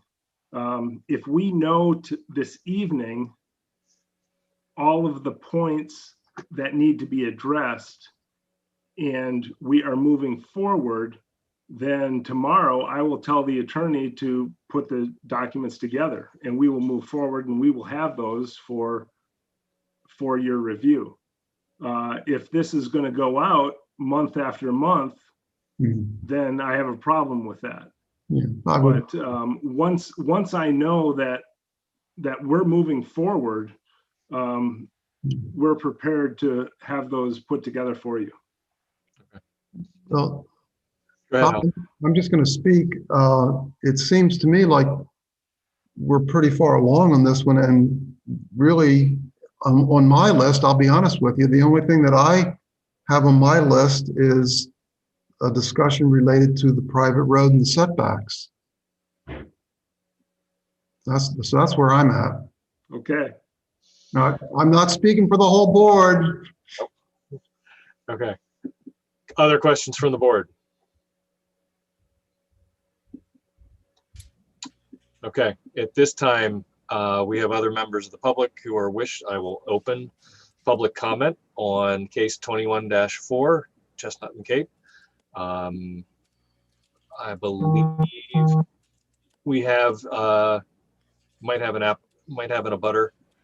But at this point in time, if you would like to speak on this case, now's your chance to do so. Please turn on your video and or unmute yourself and get my attention by waving your arm or hand or somebody. Ms. Hazeltine is in a butter. Yes. Why don't you go ahead? Yes, I have.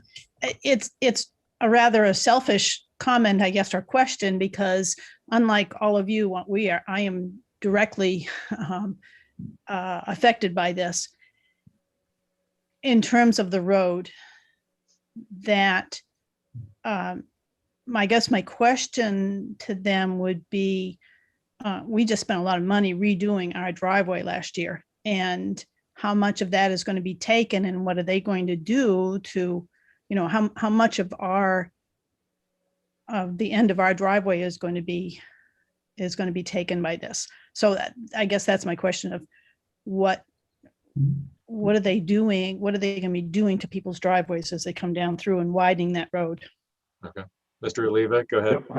Yep. So typically, as that work goes through, when a road is remilled and repaved, and they come to an existing driveway that abuts against the road, they'll go in, they'll saw cut that area, and they'll remove the pavement that abuts that, and then they'll blend in the new pavement up against there. So they'll create a kind of a little bit of a turnout into the residential property, so that driveway ties in, and then they blend it in.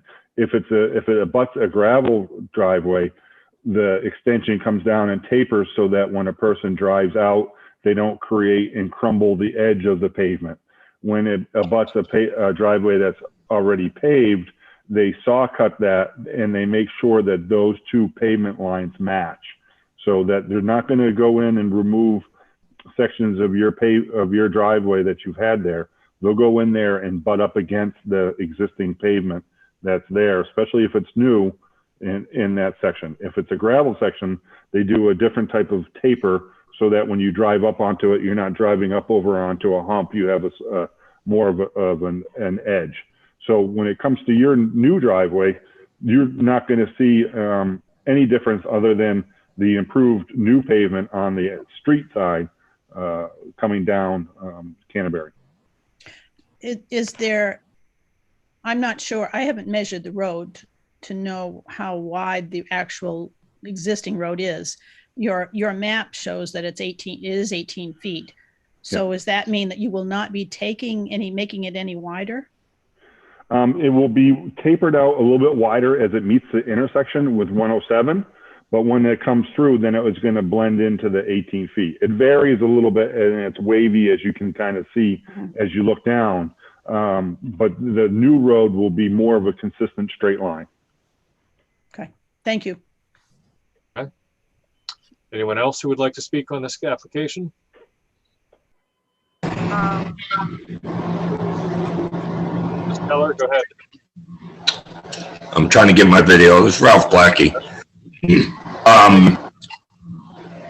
My concern is, Tim, you mentioned paving the whole road. My concern is, if you ever been down this road at all, walking or whatever, and not only kids, but people fly from Main Street to School Street just to see how fast they can get on this road.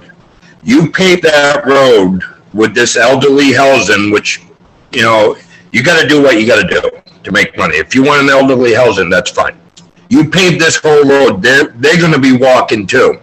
You're going to have people flying down this road, regardless if it's paved or not.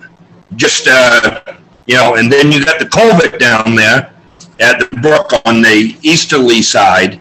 That needs to be repaired. I got photos of that, how that is. And to mill that end down there, that was paved probably 30, 35 years ago. So it'd probably be easier just to tear that up and put a whole new base down. I believe it was 35 years ago. Sally Azeltine would know a little bit better than I would, because she's a little bit older. And one street. And West side. I got more. I'll let somebody else go. I got to read my list. Okay. Bob, can Go ahead, Hal. clarify?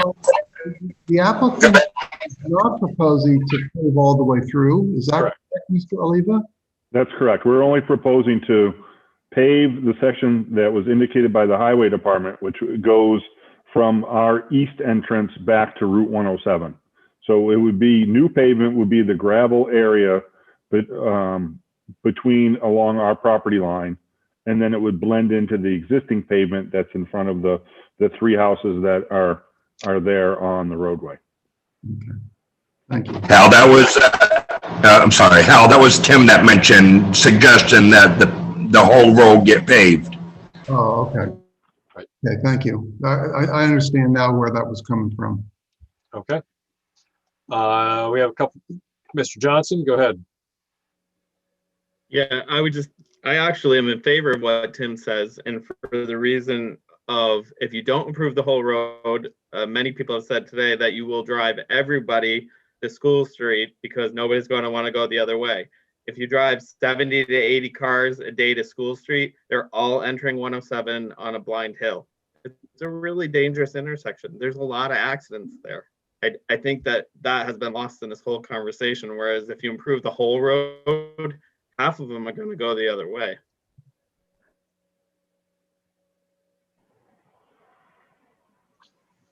Okay. I can address a little bit of that. Go ahead, Mr. Oliva. Sure. When we were out there looking with the highway department, I asked him, and apparently he's also on the emergency crew, how many accidents have happened at that, because that was brought up by the board members, and he did not recollect many accidents occurring at that intersection. I did go up and take a look at the sight distance at the intersection between Canterbury and Route 107. It does meet the minimum standards based by DOT for the speed, the posted speed. I understand people exceed that, but the state standard for the posted speed, the sight distance coming out of that intersection looking to the north, which would be to your right as you're in that area, does meet the DOT requirements for the posted speed. Okay. Mr. Johnson, go ahead. I would just say that, for somebody that actually lives there and has had many cars end up in their property, I would strongly disagree with the road agent's assessment. Okay. Others who would like to speak on this case? Mr. Chairman, Mike Magoon here. Go ahead. Good. One question had come up from my butters before, but I know a few more have brought up about the lighting situation. Specifically, it sounded good what I heard today. I appreciate that about the lighting not being projected upward or whatever, being protected. That's great. The other question that came up was about the power lines. Is the applicant planning to have power lines strung from unit to unit? Will it be buried lines? What would that look like? Because I don't remember seeing that on the actual proposal, but I might have overlooked it. I'm not an engineer. Go ahead, Mr. Nallad. Our discussions with Eversource is to all be underground.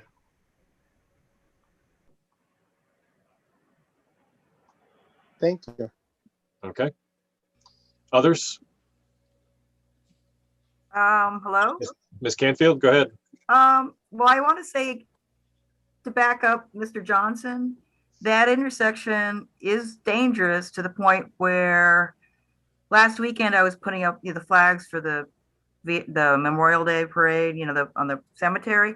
I actually chose to take a left onto West Street to go around to my house because I will not take a left at that blind bluff. It's, I can have my windows open and a full stop, but they're just like very fast people, and maybe the near misses aren't being reported, but for the few people that cross the road, you're taking a big chance in taking a left there. And we need more signs up, more police. Maybe we need some of those radar detecting signs that flash when people are going above 30 miles an hour, which they're always doing. But the police can't be there all the time. Otherwise, I came late to this meeting. Is my field going to be affected by the road being paved? Are you taking any land away from along my fence? No. So that's untouched. Okay, I just want to clarify that. And then I just want to say one thing, and keep in mind, I'm 62 and a half years old. So I'm saying for the benefit of old people. But Tim and a few people kept saying, well, of course, we're in support of more senior housing to benefit the seniors. But I'm not sure how this development is actually going to benefit any of the Northwood seniors or any New Hampshire seniors, because I'm kind of curious as to, as you crunch numbers, do you have a target price for each condo? I mean, I realize there's a lot in play because building costs are up and materials are up, but it just seems like whatever you're building is going to cost more than any New Hampshire senior can afford. And it's just only going to appeal to out-of-state seniors who have more spending power because their states are more expensive to live in. So I don't know, are you going to reserve a couple units for Northwood seniors? It just doesn't seem like something that's actually going to benefit any of the seniors I know in town. Because, you know, some of them are living in trailers and stuff, and they're certainly not going to, you know, be able to afford a nice new condo. So I just want to say that I'm for seniors and all kinds of people in living situations, but since it's been mentioned a few times at every meeting that, oh, everyone's all for helping the seniors, but I just don't see how this is actually going to benefit any senior I know. And I work very hard to try to keep up with my taxes, and it's a struggle. And I, you know, work full time in manufacturing now, and I work 6 days a week, but you know, it just doesn't seem like this is going to actually help our community. And the last thing is, and I realize, you know, your drawings are in the preliminary stages, but I just wanted to point out, if it's possible, on your design for these senior condos, if you could, it just doesn't seem like you're making any effort to make it eco-friendly. Coming from the Massachusetts area, a lot of new architecture there, and to keep in mind, you're building in a field with edges on the wetlands, and we're in a drought, so it's really a wetland. There's no effort to make the roofs green. And also, I did look up online that instead of paving your private road through the condos, there are available paving systems, you know, individual pavers that would let water go through, make it more permeable.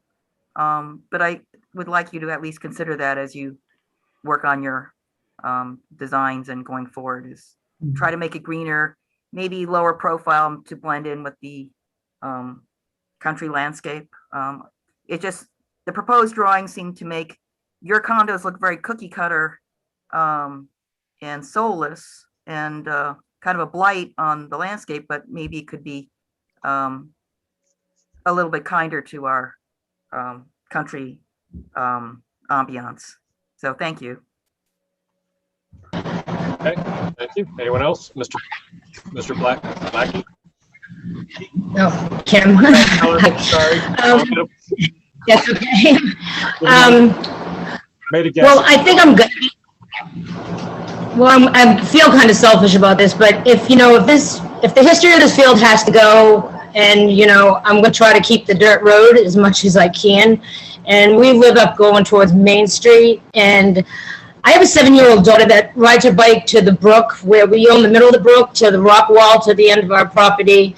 I have grandchildren that come over. We own the house across the street as well, and I would just like to see less traffic going up towards I-Way. So if considering like a one-way road or take a left in that whole area. If that's possible, I mean, it would be greatly appreciated, but, you know, we moved here for the view of the field. My husband's been here for many, many generations with his family, and it's just extremely sad that this is happening.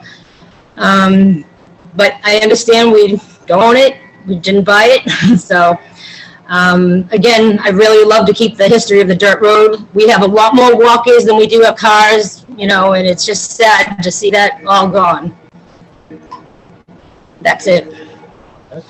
Thank you. Oh, can I make one more comment really quickly? Sure, go Sorry. ahead, Ms. Stanfield.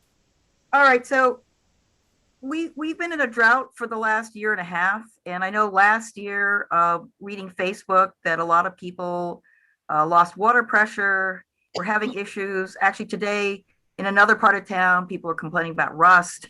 So anyway, my question is, if in going forward with this development of 21 units, if it ends up negatively impacting the abutters' water access, are they going to get compensated in some way or some help if they have to dig deeper wells?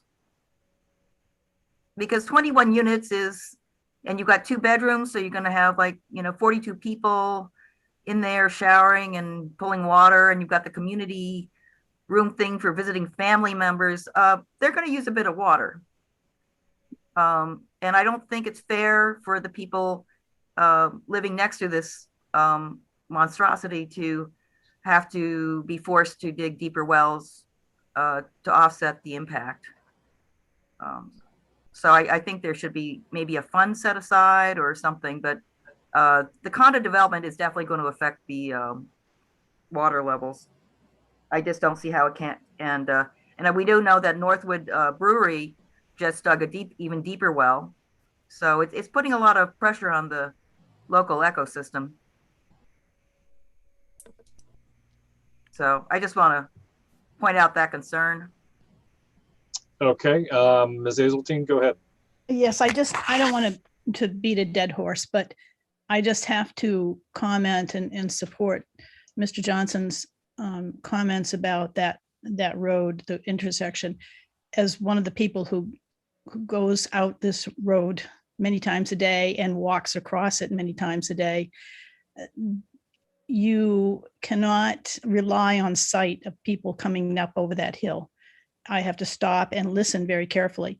And I would be considered one of the elderly people on this road. So, you know, I know that, you know, my hearing may be a little less, but you have to really listen for cars coming over because you can't rely on sight. So it is dangerous. So that's all I wanted to say. And also I would think that with this trend towards electric cars, and they're very quiet, I think that's, there's going to be that factor. Prius is coming through. We can't hear them. Okay, anyone else at this time? Yeah, Mr. Chairman, Mike Magoon again. Go ahead. Just thank you. Wanted to reiterate about what Ralph and Kimberly had said. You know, I'm in a butter. I live in the neighborhood. I walk that daily, and I wasn't quite aware of the shape of that culvert until they pointed it out to me, showed me pictures from pretty much inside from a drone that they have, and I just couldn't believe the condition of that culvert. So that's just something to consider for the applicant or the town or somebody, because unless it were to be when residents pulled out, they were encouraged to go left, that increased traffic could really affect not only the culvert, but also the brook. And I also did witness, you know, years ago, that brook really coming up real high. So I trust that due diligence was done on the development, that it's high enough up that it wouldn't flood or impact the wetlands or the wildlife in that area, because we do have quite a bit of wildlife in that area. And the only other point I wanted to make, it's more of a question. I don't know if it can be answered or not, but a couple of butters were wondering, is it typical when a development comes in like this for the properties, the units to be sold on spec? In other words, the construction to already be sold to prospective buyers? Because from what I understand, the properties have been listed and several have been sold. Is that typical before it's even approved? Mr. Nally, go ahead. No property's been sold. No property's been listed. So whatever information you got there is wrong. Okay, yeah, it was just information that was shared with the butters. We could send it to the planning board if you'd like. It looked pretty clear to me that it was that those units like 29.2, 29.4 for certain amounts, but it said sold, but who knows? It could have been just a real estate agent doing it on spec or something. That's why I'm asking the question, because it caught me off guard when a butter sent it to me to see what I thought of it. And I said, well, ask it at the meeting. That's what the meeting is for, public input. So, nobody Not asked connected it, to me. so I So wanted if to bring it up. anybody's doing that, it's not without my knowledge. Okay. Good to know. I'm glad I brought it up. Okay. Okay. Anyone else who would like to comment on this case tonight? Okay, I will close public comment at this point in time, subject to reopening. Okay. The board, we had discussed the road. We also discussed the condo documents and the drainage stormwater peer reviews. That is one thing I would like to get to the applicant decision on those documents as far as whether we would like them reviewed or not. And I would entertain a motion to that effect if someone wanted to make one.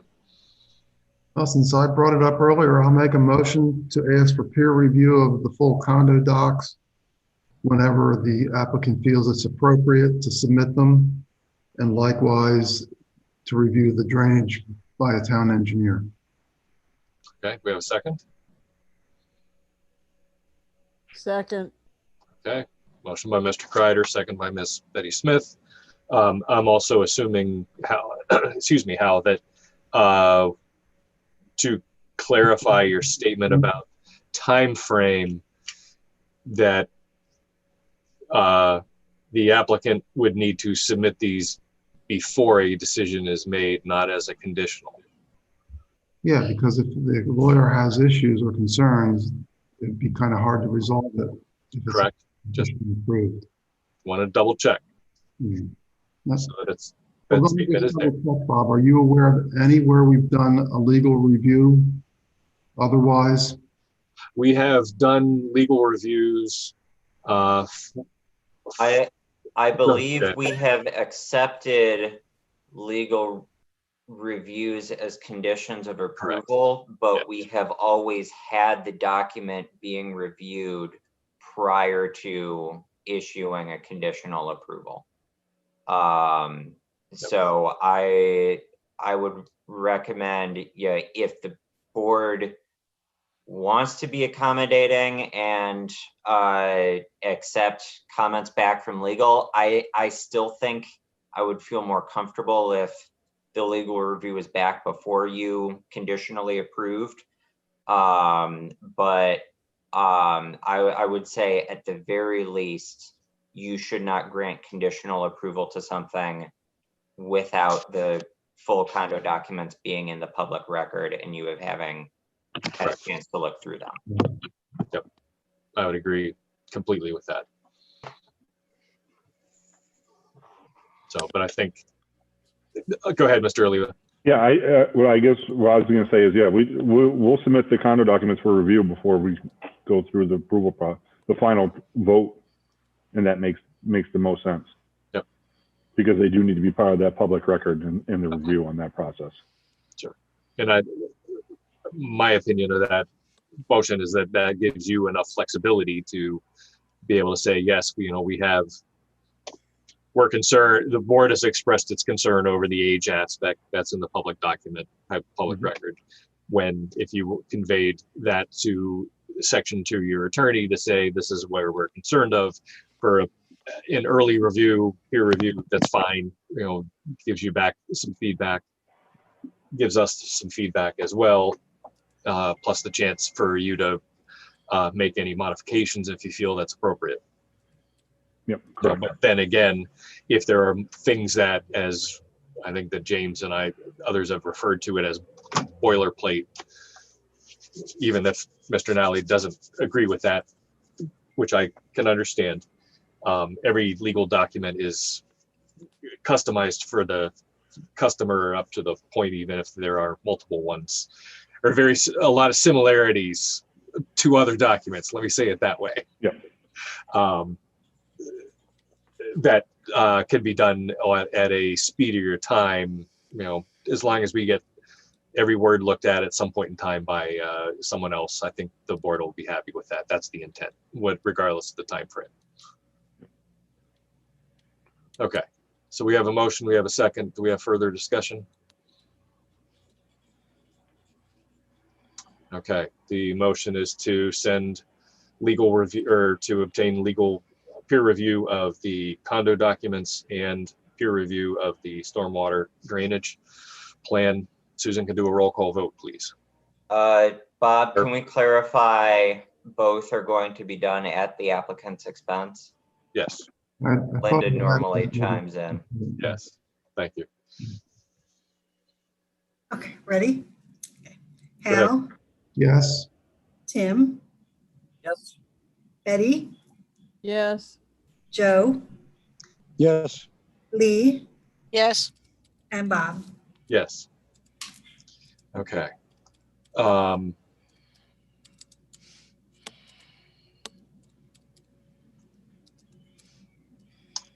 Looking at this, we've discussed everything. We've motioned on 2 of the 3 traffic. We talked about the road improvements.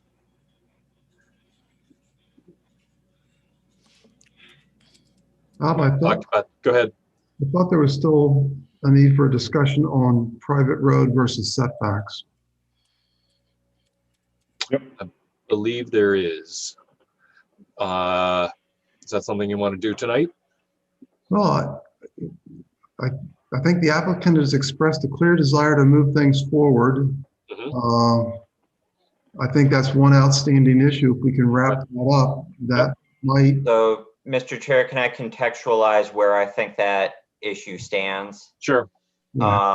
So we discussed that at length last time, and the sense of the board was that the original issue was that I had interpreted some areas as driveways that would be impacted by setbacks.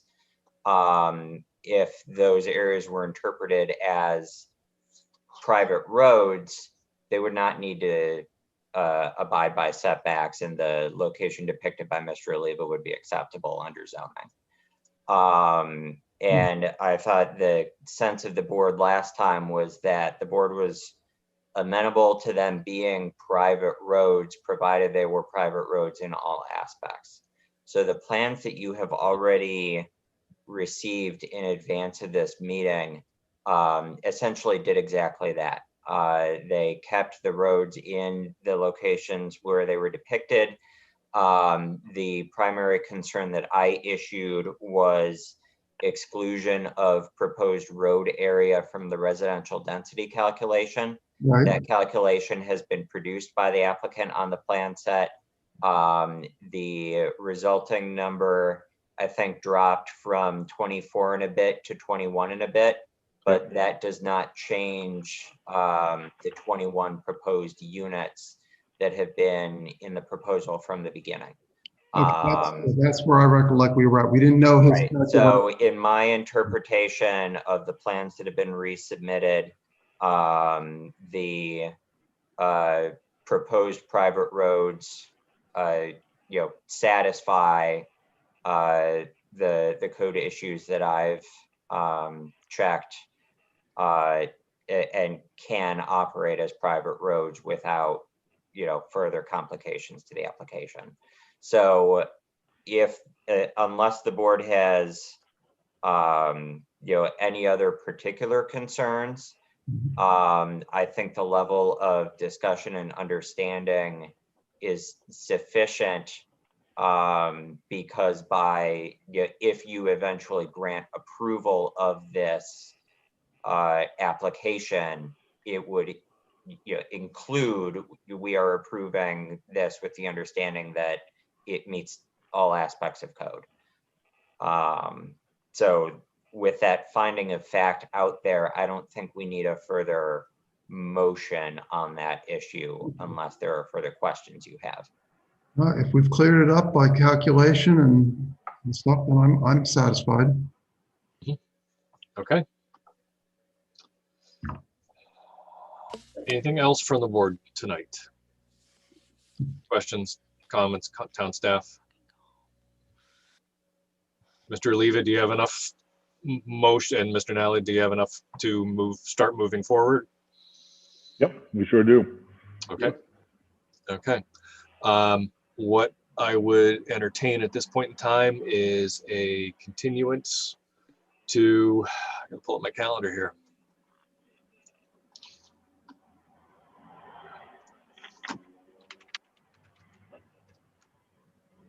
June meetings are the 10th and 24th. We have already discussed the 10th at great length. So I would suggest possibly that not that night. Yes. So town meeting is occurring in June. Since it's set for Tuesday the 8th, the meeting on the 10th will be the current board. There will be no seating of new members for that meeting because it's still during the recount period. Right. So we will be sitting a new board on the 24th, which would mean officer elections. If we, I don't see why we couldn't bring this back on the 24th. It sort of depends on how quickly the peer review gets turned around. So if the applicant was amenable to 6 weeks, that might be safer to be sure we have it back, but I don't object to the 24th. Mr. Nally, go ahead. Are you saying there could be new planning board members for the next meeting? Not on the 10th, but on the 24th, yes. So if we wait for the 6 weeks, we could be listening, we could be talking to people who've never heard anything about this before. As of the 24th of June, the membership of the board will include whoever is elected to fill the terms that are open on town meeting. How many members they will not be seated for the 10th. Yep. But they could be seated for the end of the month. There are two board members who are not part of the proceedings for an application from the beginning have the option of recusing themselves and abstaining from any action. They also have the option of proactively educating themselves on the record of a case. And if they feel that they can render an informed decision and vote, they have the option to cast that vote. And so board members who are sitting today as part of this that are not running for re-election or that are not re-elected would no longer be part of the proceedings. And so what day would we need to sit before this current board before a new election or before a new board? The last sitting of this board will be in 2 weeks on June 10th. Yeah, and that won't allow for time for review for technical. There is no way the peer review will be complete by the 10th. Not in 2 weeks. Can I make a mention of something, Bob? Bob? Go ahead, Tim. I think the applicant needs to know that there are 2 positions open.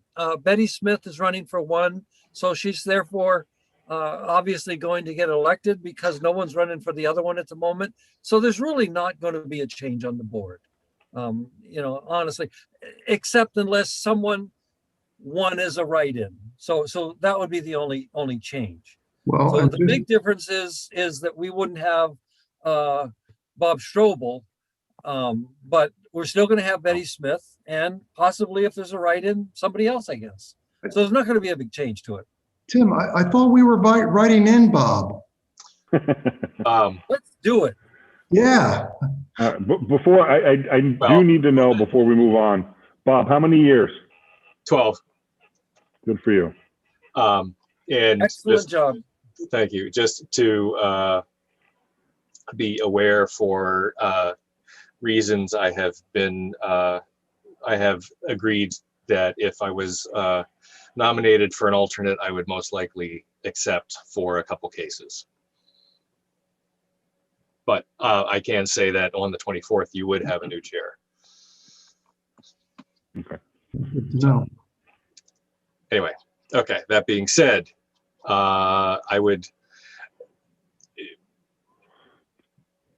given the, well, it would be a month for the 24th of June.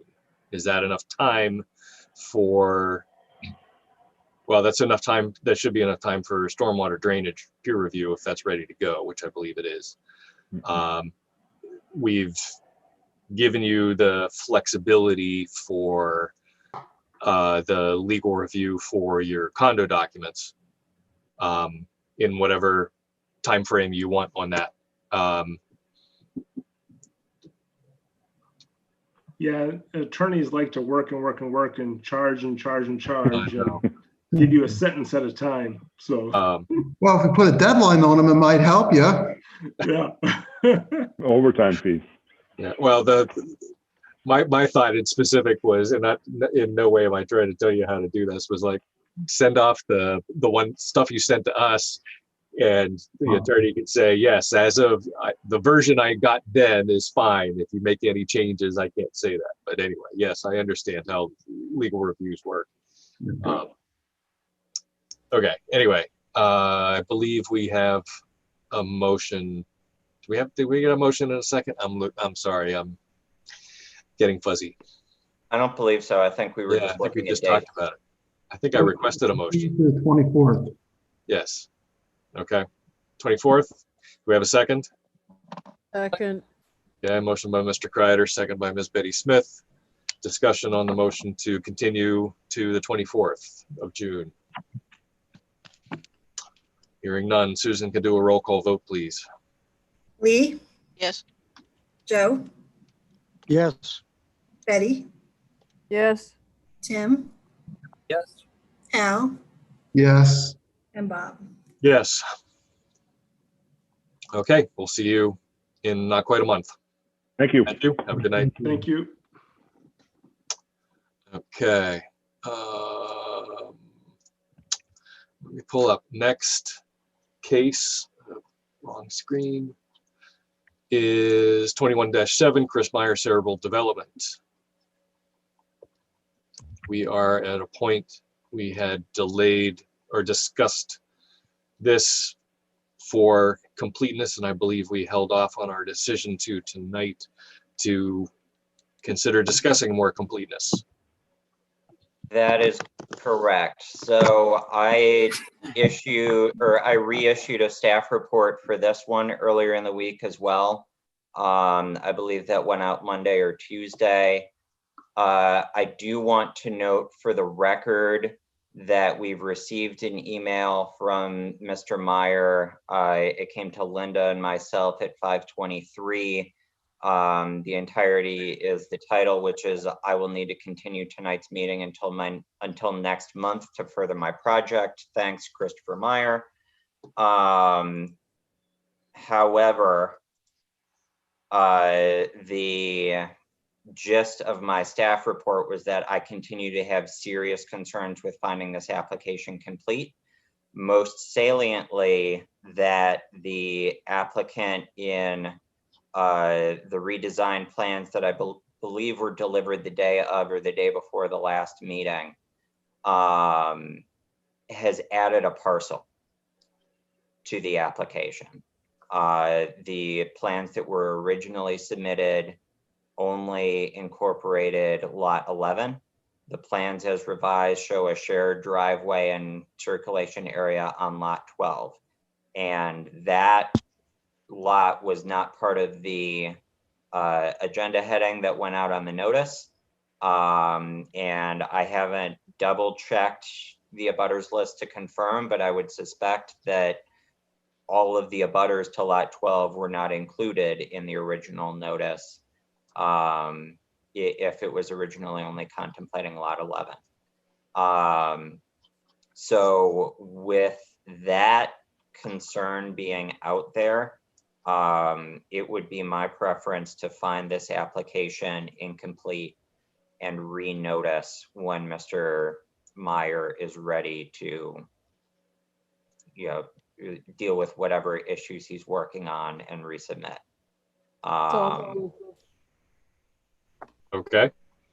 I have additional reasons in the staff report that are other deficiencies that I would request that Mr. Meyer addresses with his resubmittal to be considered complete. Okay. Is the right And- way to have a motion that it's complete, and then if we don't, we could vote it down? Is that the right way to do that? I think you can go either way. You Go can either either way? move to Yeah. find incomplete or Don't we need to tell them why? Do we need to we state do. specifically to- And that's why I listed, let me pull it up, but I believe there are 5 deficiencies that I identified. Correct. I have it. Okay. So I'm just trying to think. Betty moved and Tim seconded, I believe. And how do we phrase it? To find it incomplete, correct? Was the motion? Correct. Okay. That was my choice. Yep, just double checking. The lot 11 was not included on the original, and lot 12. Other way. Yep. Yes, lot 12, abutters may not have been noticed for this. The applicant has not provided a hand-drawn site plan that does not meet the requirements of a minor site plan. The applicant has proposed a cross-access easement. The easement language was not included with the application. The application checklist had only addressed a small portion of the checklist items. Most of it was left, a lot of it was left blank. Waiver request must be submitted in writing. And those are the 5 points.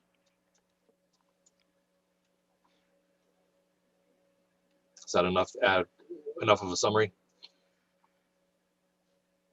I think it's enough of a summary for the motion. I'm happy to provide additional detail if there are any questions. Okay.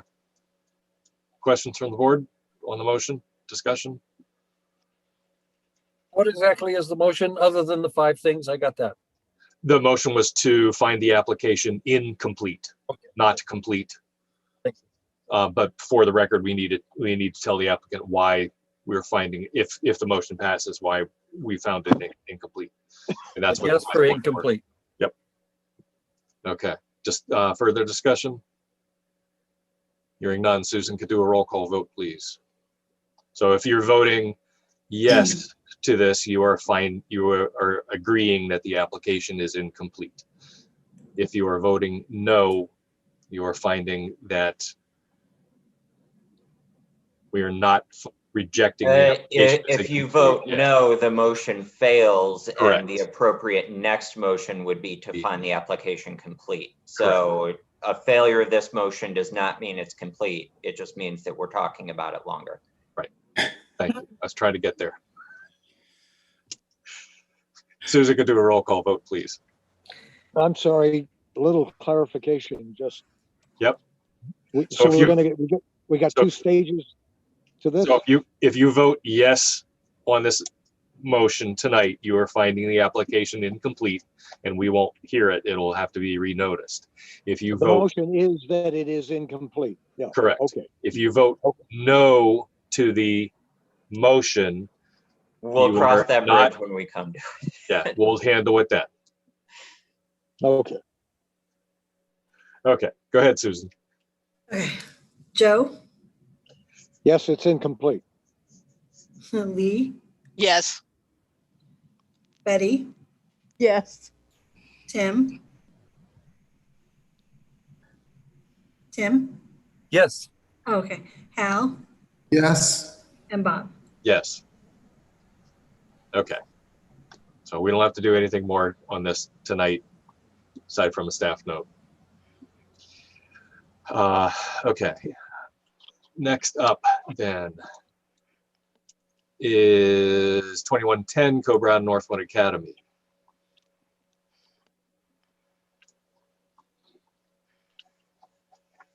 Ah, we switched people. Get another meeting you have to jump into. Oh, goodness. Okay. Okay, Mr. McFozo, welcome. Thank you. Why don't you give us a rundown of what you're looking for tonight? Okay, as obviously the stand in here, but I know a little bit about it. I did the DES portion of the permitting of the project. This project is an expansion of the parking lot at Wigan Hall that was commenced prior to coming to the planning board. It started in the spring of 2020 after the school had contacted the town, the CEO. It was indicated that the planning board process wasn't required, so they went ahead and got the DES approval for the shoreland for the shoreland permitting portion of it. And we performed the design to expand the existing 9-lot it's kind of a circular parking area at Wigan Hall, and created a safer 24-space parking lot design that pulled the traffic off of that back access way that comes around the building. So we kept that clear for emergency vehicles and things of that sort. The design itself incorporates some subsurface stormwater storage to keep the flows similar to going into the lake there. The DES has, like I said, they've reviewed and approved all of the work that's done in the shoreland, but this was designed and built to the gravel level. Nothing's been paved to this point. But the parking and some of the pavement towards Route 4 is within 20 feet of the property line. So that required a ZBA approval, which Jeff took that to the ZBA, and they approved the parking portion of the setback. And with this minor site plan, we're requesting a waiver for the paving in that 20-foot, within the 20 foot of the property line. I can pull up the plan if you let me share my screen here. I can give you an overview of. Okay, sure. Okay. Let's see if I can maximize this. Yeah, we got too many machines streaming here tonight. It's a little slow.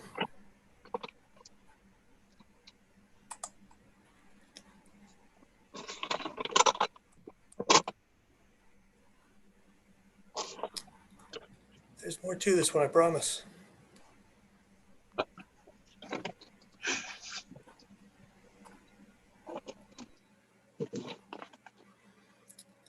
got kicked out of the other room because when Jeff talks on the meetings, you can hear everything on my side. So I'm working with the low bandwidth.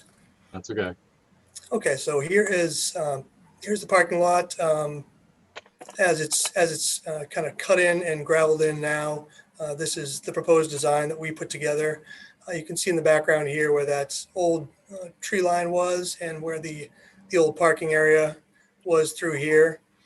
So this, like I said, this was kind of a space that was sporadically, people parked in here, but there was no real well-defined spaces. So we brought this through and ended up bringing it out to a 24-lot parking lot as opposed to the 9 that was previously installed. As I spoke about before, we have our subsurface detention area here that was designed and reviewed by DES. This required a little bit of fill on the steep slope that was adjacent to that existing parking lot to bring that up and make the grades work here. So there is a guardrail up top of a block retaining wall that was installed through here, and that this pavement encroaches on that 20 foot, which is also part of the waiver request that we have. And if you look up here, this is the portion we kept in line with the existing entrance and the pavement there, but it is encroaching on that 20 foot setback. So that was the main issue with with this as, as laid out. The improvement, to the lot is significant, improves the, the access through the back here where delivery cars and delivery trucks and emergency vehicles can get through here without worrying about being impeded by any of the parking that's up top. And that was the intent, the major intent of the, of the improvements on this site. So I'm happy to answer any questions that you guys have. I'll do my best. I think I'm pretty well caught up on where Jeff was at with it. So I'll let you guys take it from here. Okay, questions? Al, go ahead. Towards Route 4, how much into the setback does the parking go? It comes into the setback. I think it was roughly 5 feet at the low end here. And I think it was 8 feet at the high end. Let me see if you had that written down.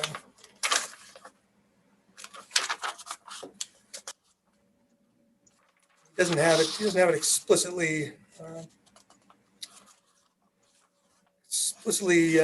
put on here with a dimension, but I believe it was 8 feet into that into the setback at this portion here. Okay. And that you said there was one other area where it's in the setback. Where's that again, please? Yep. That's coming through here where this cuts down. We had that fill down the hill here, and that's where the property line starts sloping in towards where we had that parking area. Okay. So, Bob, my real question, I mean, I understand they're encroaching. They went to the zoning board to get some approvals. Mm-hmm. What did the zoning board actually approve versus why are we worried about the paving? I mean, I understand that's. Can I put that in context? Go ahead, James. Yeah. So I think Mr. Raposa might have misspoken and flipped it. The ZBA action is to permit pavement in the setback. That has been granted, so the pavement is permitted in the setback. Oh, okay. The waiver request is to allow parking areas on that pavement in the setback. So the pavement is permitted to be there. You need to approve the waiver to allow that pavement to be used for striped parking spaces. Okay. Yes. And to just to update the board on the status of how much we accomplished, I look back at the minutes. So we still need to act on both waivers. The second waiver being to forego the requirement labeling all names, addresses, and tax map numbers of abutting property owners, and that being the long, narrow aspect of this parcel, and the fact that it's all bunched up at one end. They don't want to have to show the entire parcel with abutters who are way away from this project. We also have not made a motion regarding regional impact on this. We didn't? We did. I don't see it in the minutes. Okay. Take your word for it. But in any case, I do not feel that there is a regional impact on this of this project. So I would appreciate and recommend a motion that there is no regional impact here. So moved. Second. Okay, thank you. Discussion? Hearing none, Susan could do a roll call vote on finding of regional impact. Al, Yes. Tim, Yes. Betty, Yes. Joe, Yes. Lee, Yes. and Bob. Yes. And just to double check, the motion was to find no regional impact, correct? Correct. That's what I recommended. Okay, just double checking. Okay. I'm Ready for the other two waivers, Bob? well, I'm writing the numbers down now. So 9 7-B, 5B. Yeah, 7B, 5B, 9 H3C.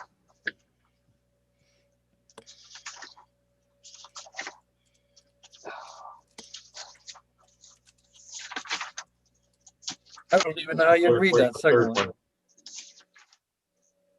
Only two. I thought there were three. Third was the regional impact. Yeah, I think it was just the two waivers. Okay. Sorry. Yes. So I would entertain a motion to. Motion to approve the waiver of section 7-B 5B to forego the requirements of labeling of all names, addresses, and tax map numbers, etc. Second. Okay. Motion by Mr. Jandeber, second. I heard Ms. Smith. I couldn't tell who the other one was. So we'll give it. Hal? Betty. Joe. Betty? Joe, okay. I knew it was a male voice. There aren't many Well, I thought it women. was Betty. Okay. Okay. So I had trouble hearing Tim. Is this the motion regarding butters? The labeling. 7B5B, names, addresses, and tax map numbers of all abutting property owners. The applicants requested a waiver to show that because it's all the because it's Co-Brown, it's all the property on the far side of the north side of Route 4. This is just, I want to make sure I understand. This is just to show all these butters. It's not necessarily who gets notified. That's already Correct. Everybody received due notice. This is simply to allow plans that are zoomed in and don't show everybody's neat Got it. little title block on their parcel. Got it. Okay, thank you. Yep. Okay, discussion? Susan could do a roll call vote, please. Hal, Yes. Tim, Yes. Betty, Yes. Joe, Yes. Lee, Yes. and Bob. Yes. Okay. And On case 21-9, motion to approve the waiver of section 9-8:3_C, boy, that's complicated, to allow parking and circulation areas within the 20-foot front and side setbacks. Second. okay, motion by Mr. Janneber, second by Mr. Kreider. Discussion? Just to clarify, this has already been approved that they can be in this area by the zoning board. So we're No. just No. It has been approved that they can have paving paving, right? within the 20-foot setback. Yes. This would then allow them to park on that paving. Yes. Okay. Yeah. Okay. That's what I was thinking. Okay. Got it. Thank you. I'd just like to double check. Yeah. Just a Okay. quick clarification. Yes, go ahead. I believe this is 21-10. Yes, it is 21. I'm sorry. Yeah, I'm still mixed up from the last meeting where it's 21-9. It is 21-10. They weren't the same. Yeah. It's pretty screwy. It's this case. Sorry, 21-10. 21-10. Okay. Further discussion? Hearing none. Susan, could do a roll call vote, please. Joe, Yes. Betty, Yes. Lee, Yes. Tim, Yes. Hal, Yes. and Bob. Yes. Okay. And Mr. Raposa, would you mind stop sharing your screen, or Susan, or okay, thank you. There are, and just for clarification, I will open public comment at this point in time. If you would like to speak on this application, now is your time to do so. You would need to either turn on your microphone and/or your video and get my attention either by saying something or waving your hand or getting my attention. Going once. Going twice. Okay, I will close public comment for this case. Okay. I would entertain a motion for approval. Do board members need a reminder of the conditions of approval? Yep. I have them in front of me. Want me to do it? Sure, go ahead. So motion to approve 21-10 with the recommended conditions of approval being that one, the applicant will acquire and provide copies of all necessary federal, state, and local permits, including but not limited to a NHDES shoreline permit provided already and an updated NHDOT driveway permit or written confirmation that no such permit is necessary. Number 2, deliver 3 signed and stamped copies of the plan for signature and prior to use of the proposed parking area. And 3, the chair will sign the plans indicating final approval of the planning board. Second. Okay, discussion? Do we have on the final drawings, we add this, a note for the approval of the waivers? Do we need to? It's in the public record.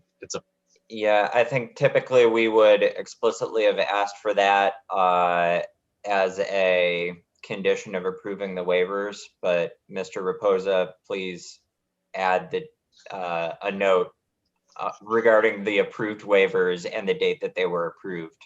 It's May 27th. Okay. A note will be added to the copies provided to the town. Okay, thank you. Good. Thank you. We should have done due diligence, but at least I remembered before we approved it or voted on approval, I should say. Okay, discussion on motion to approve. Hearing none. Susan, can do a roll call vote, please. Al, Yes. Betty, Yes. Tim, Yes. Joe, Joe, Yes. Lee, Yes. and Bob. Yes. Okay, Thank you. All right. approved. Thank you. very Have a much. good night. Have a good night, guys. Okay.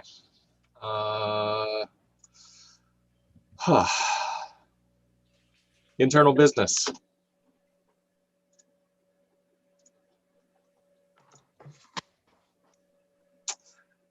We do have, as James has pointed out, we do have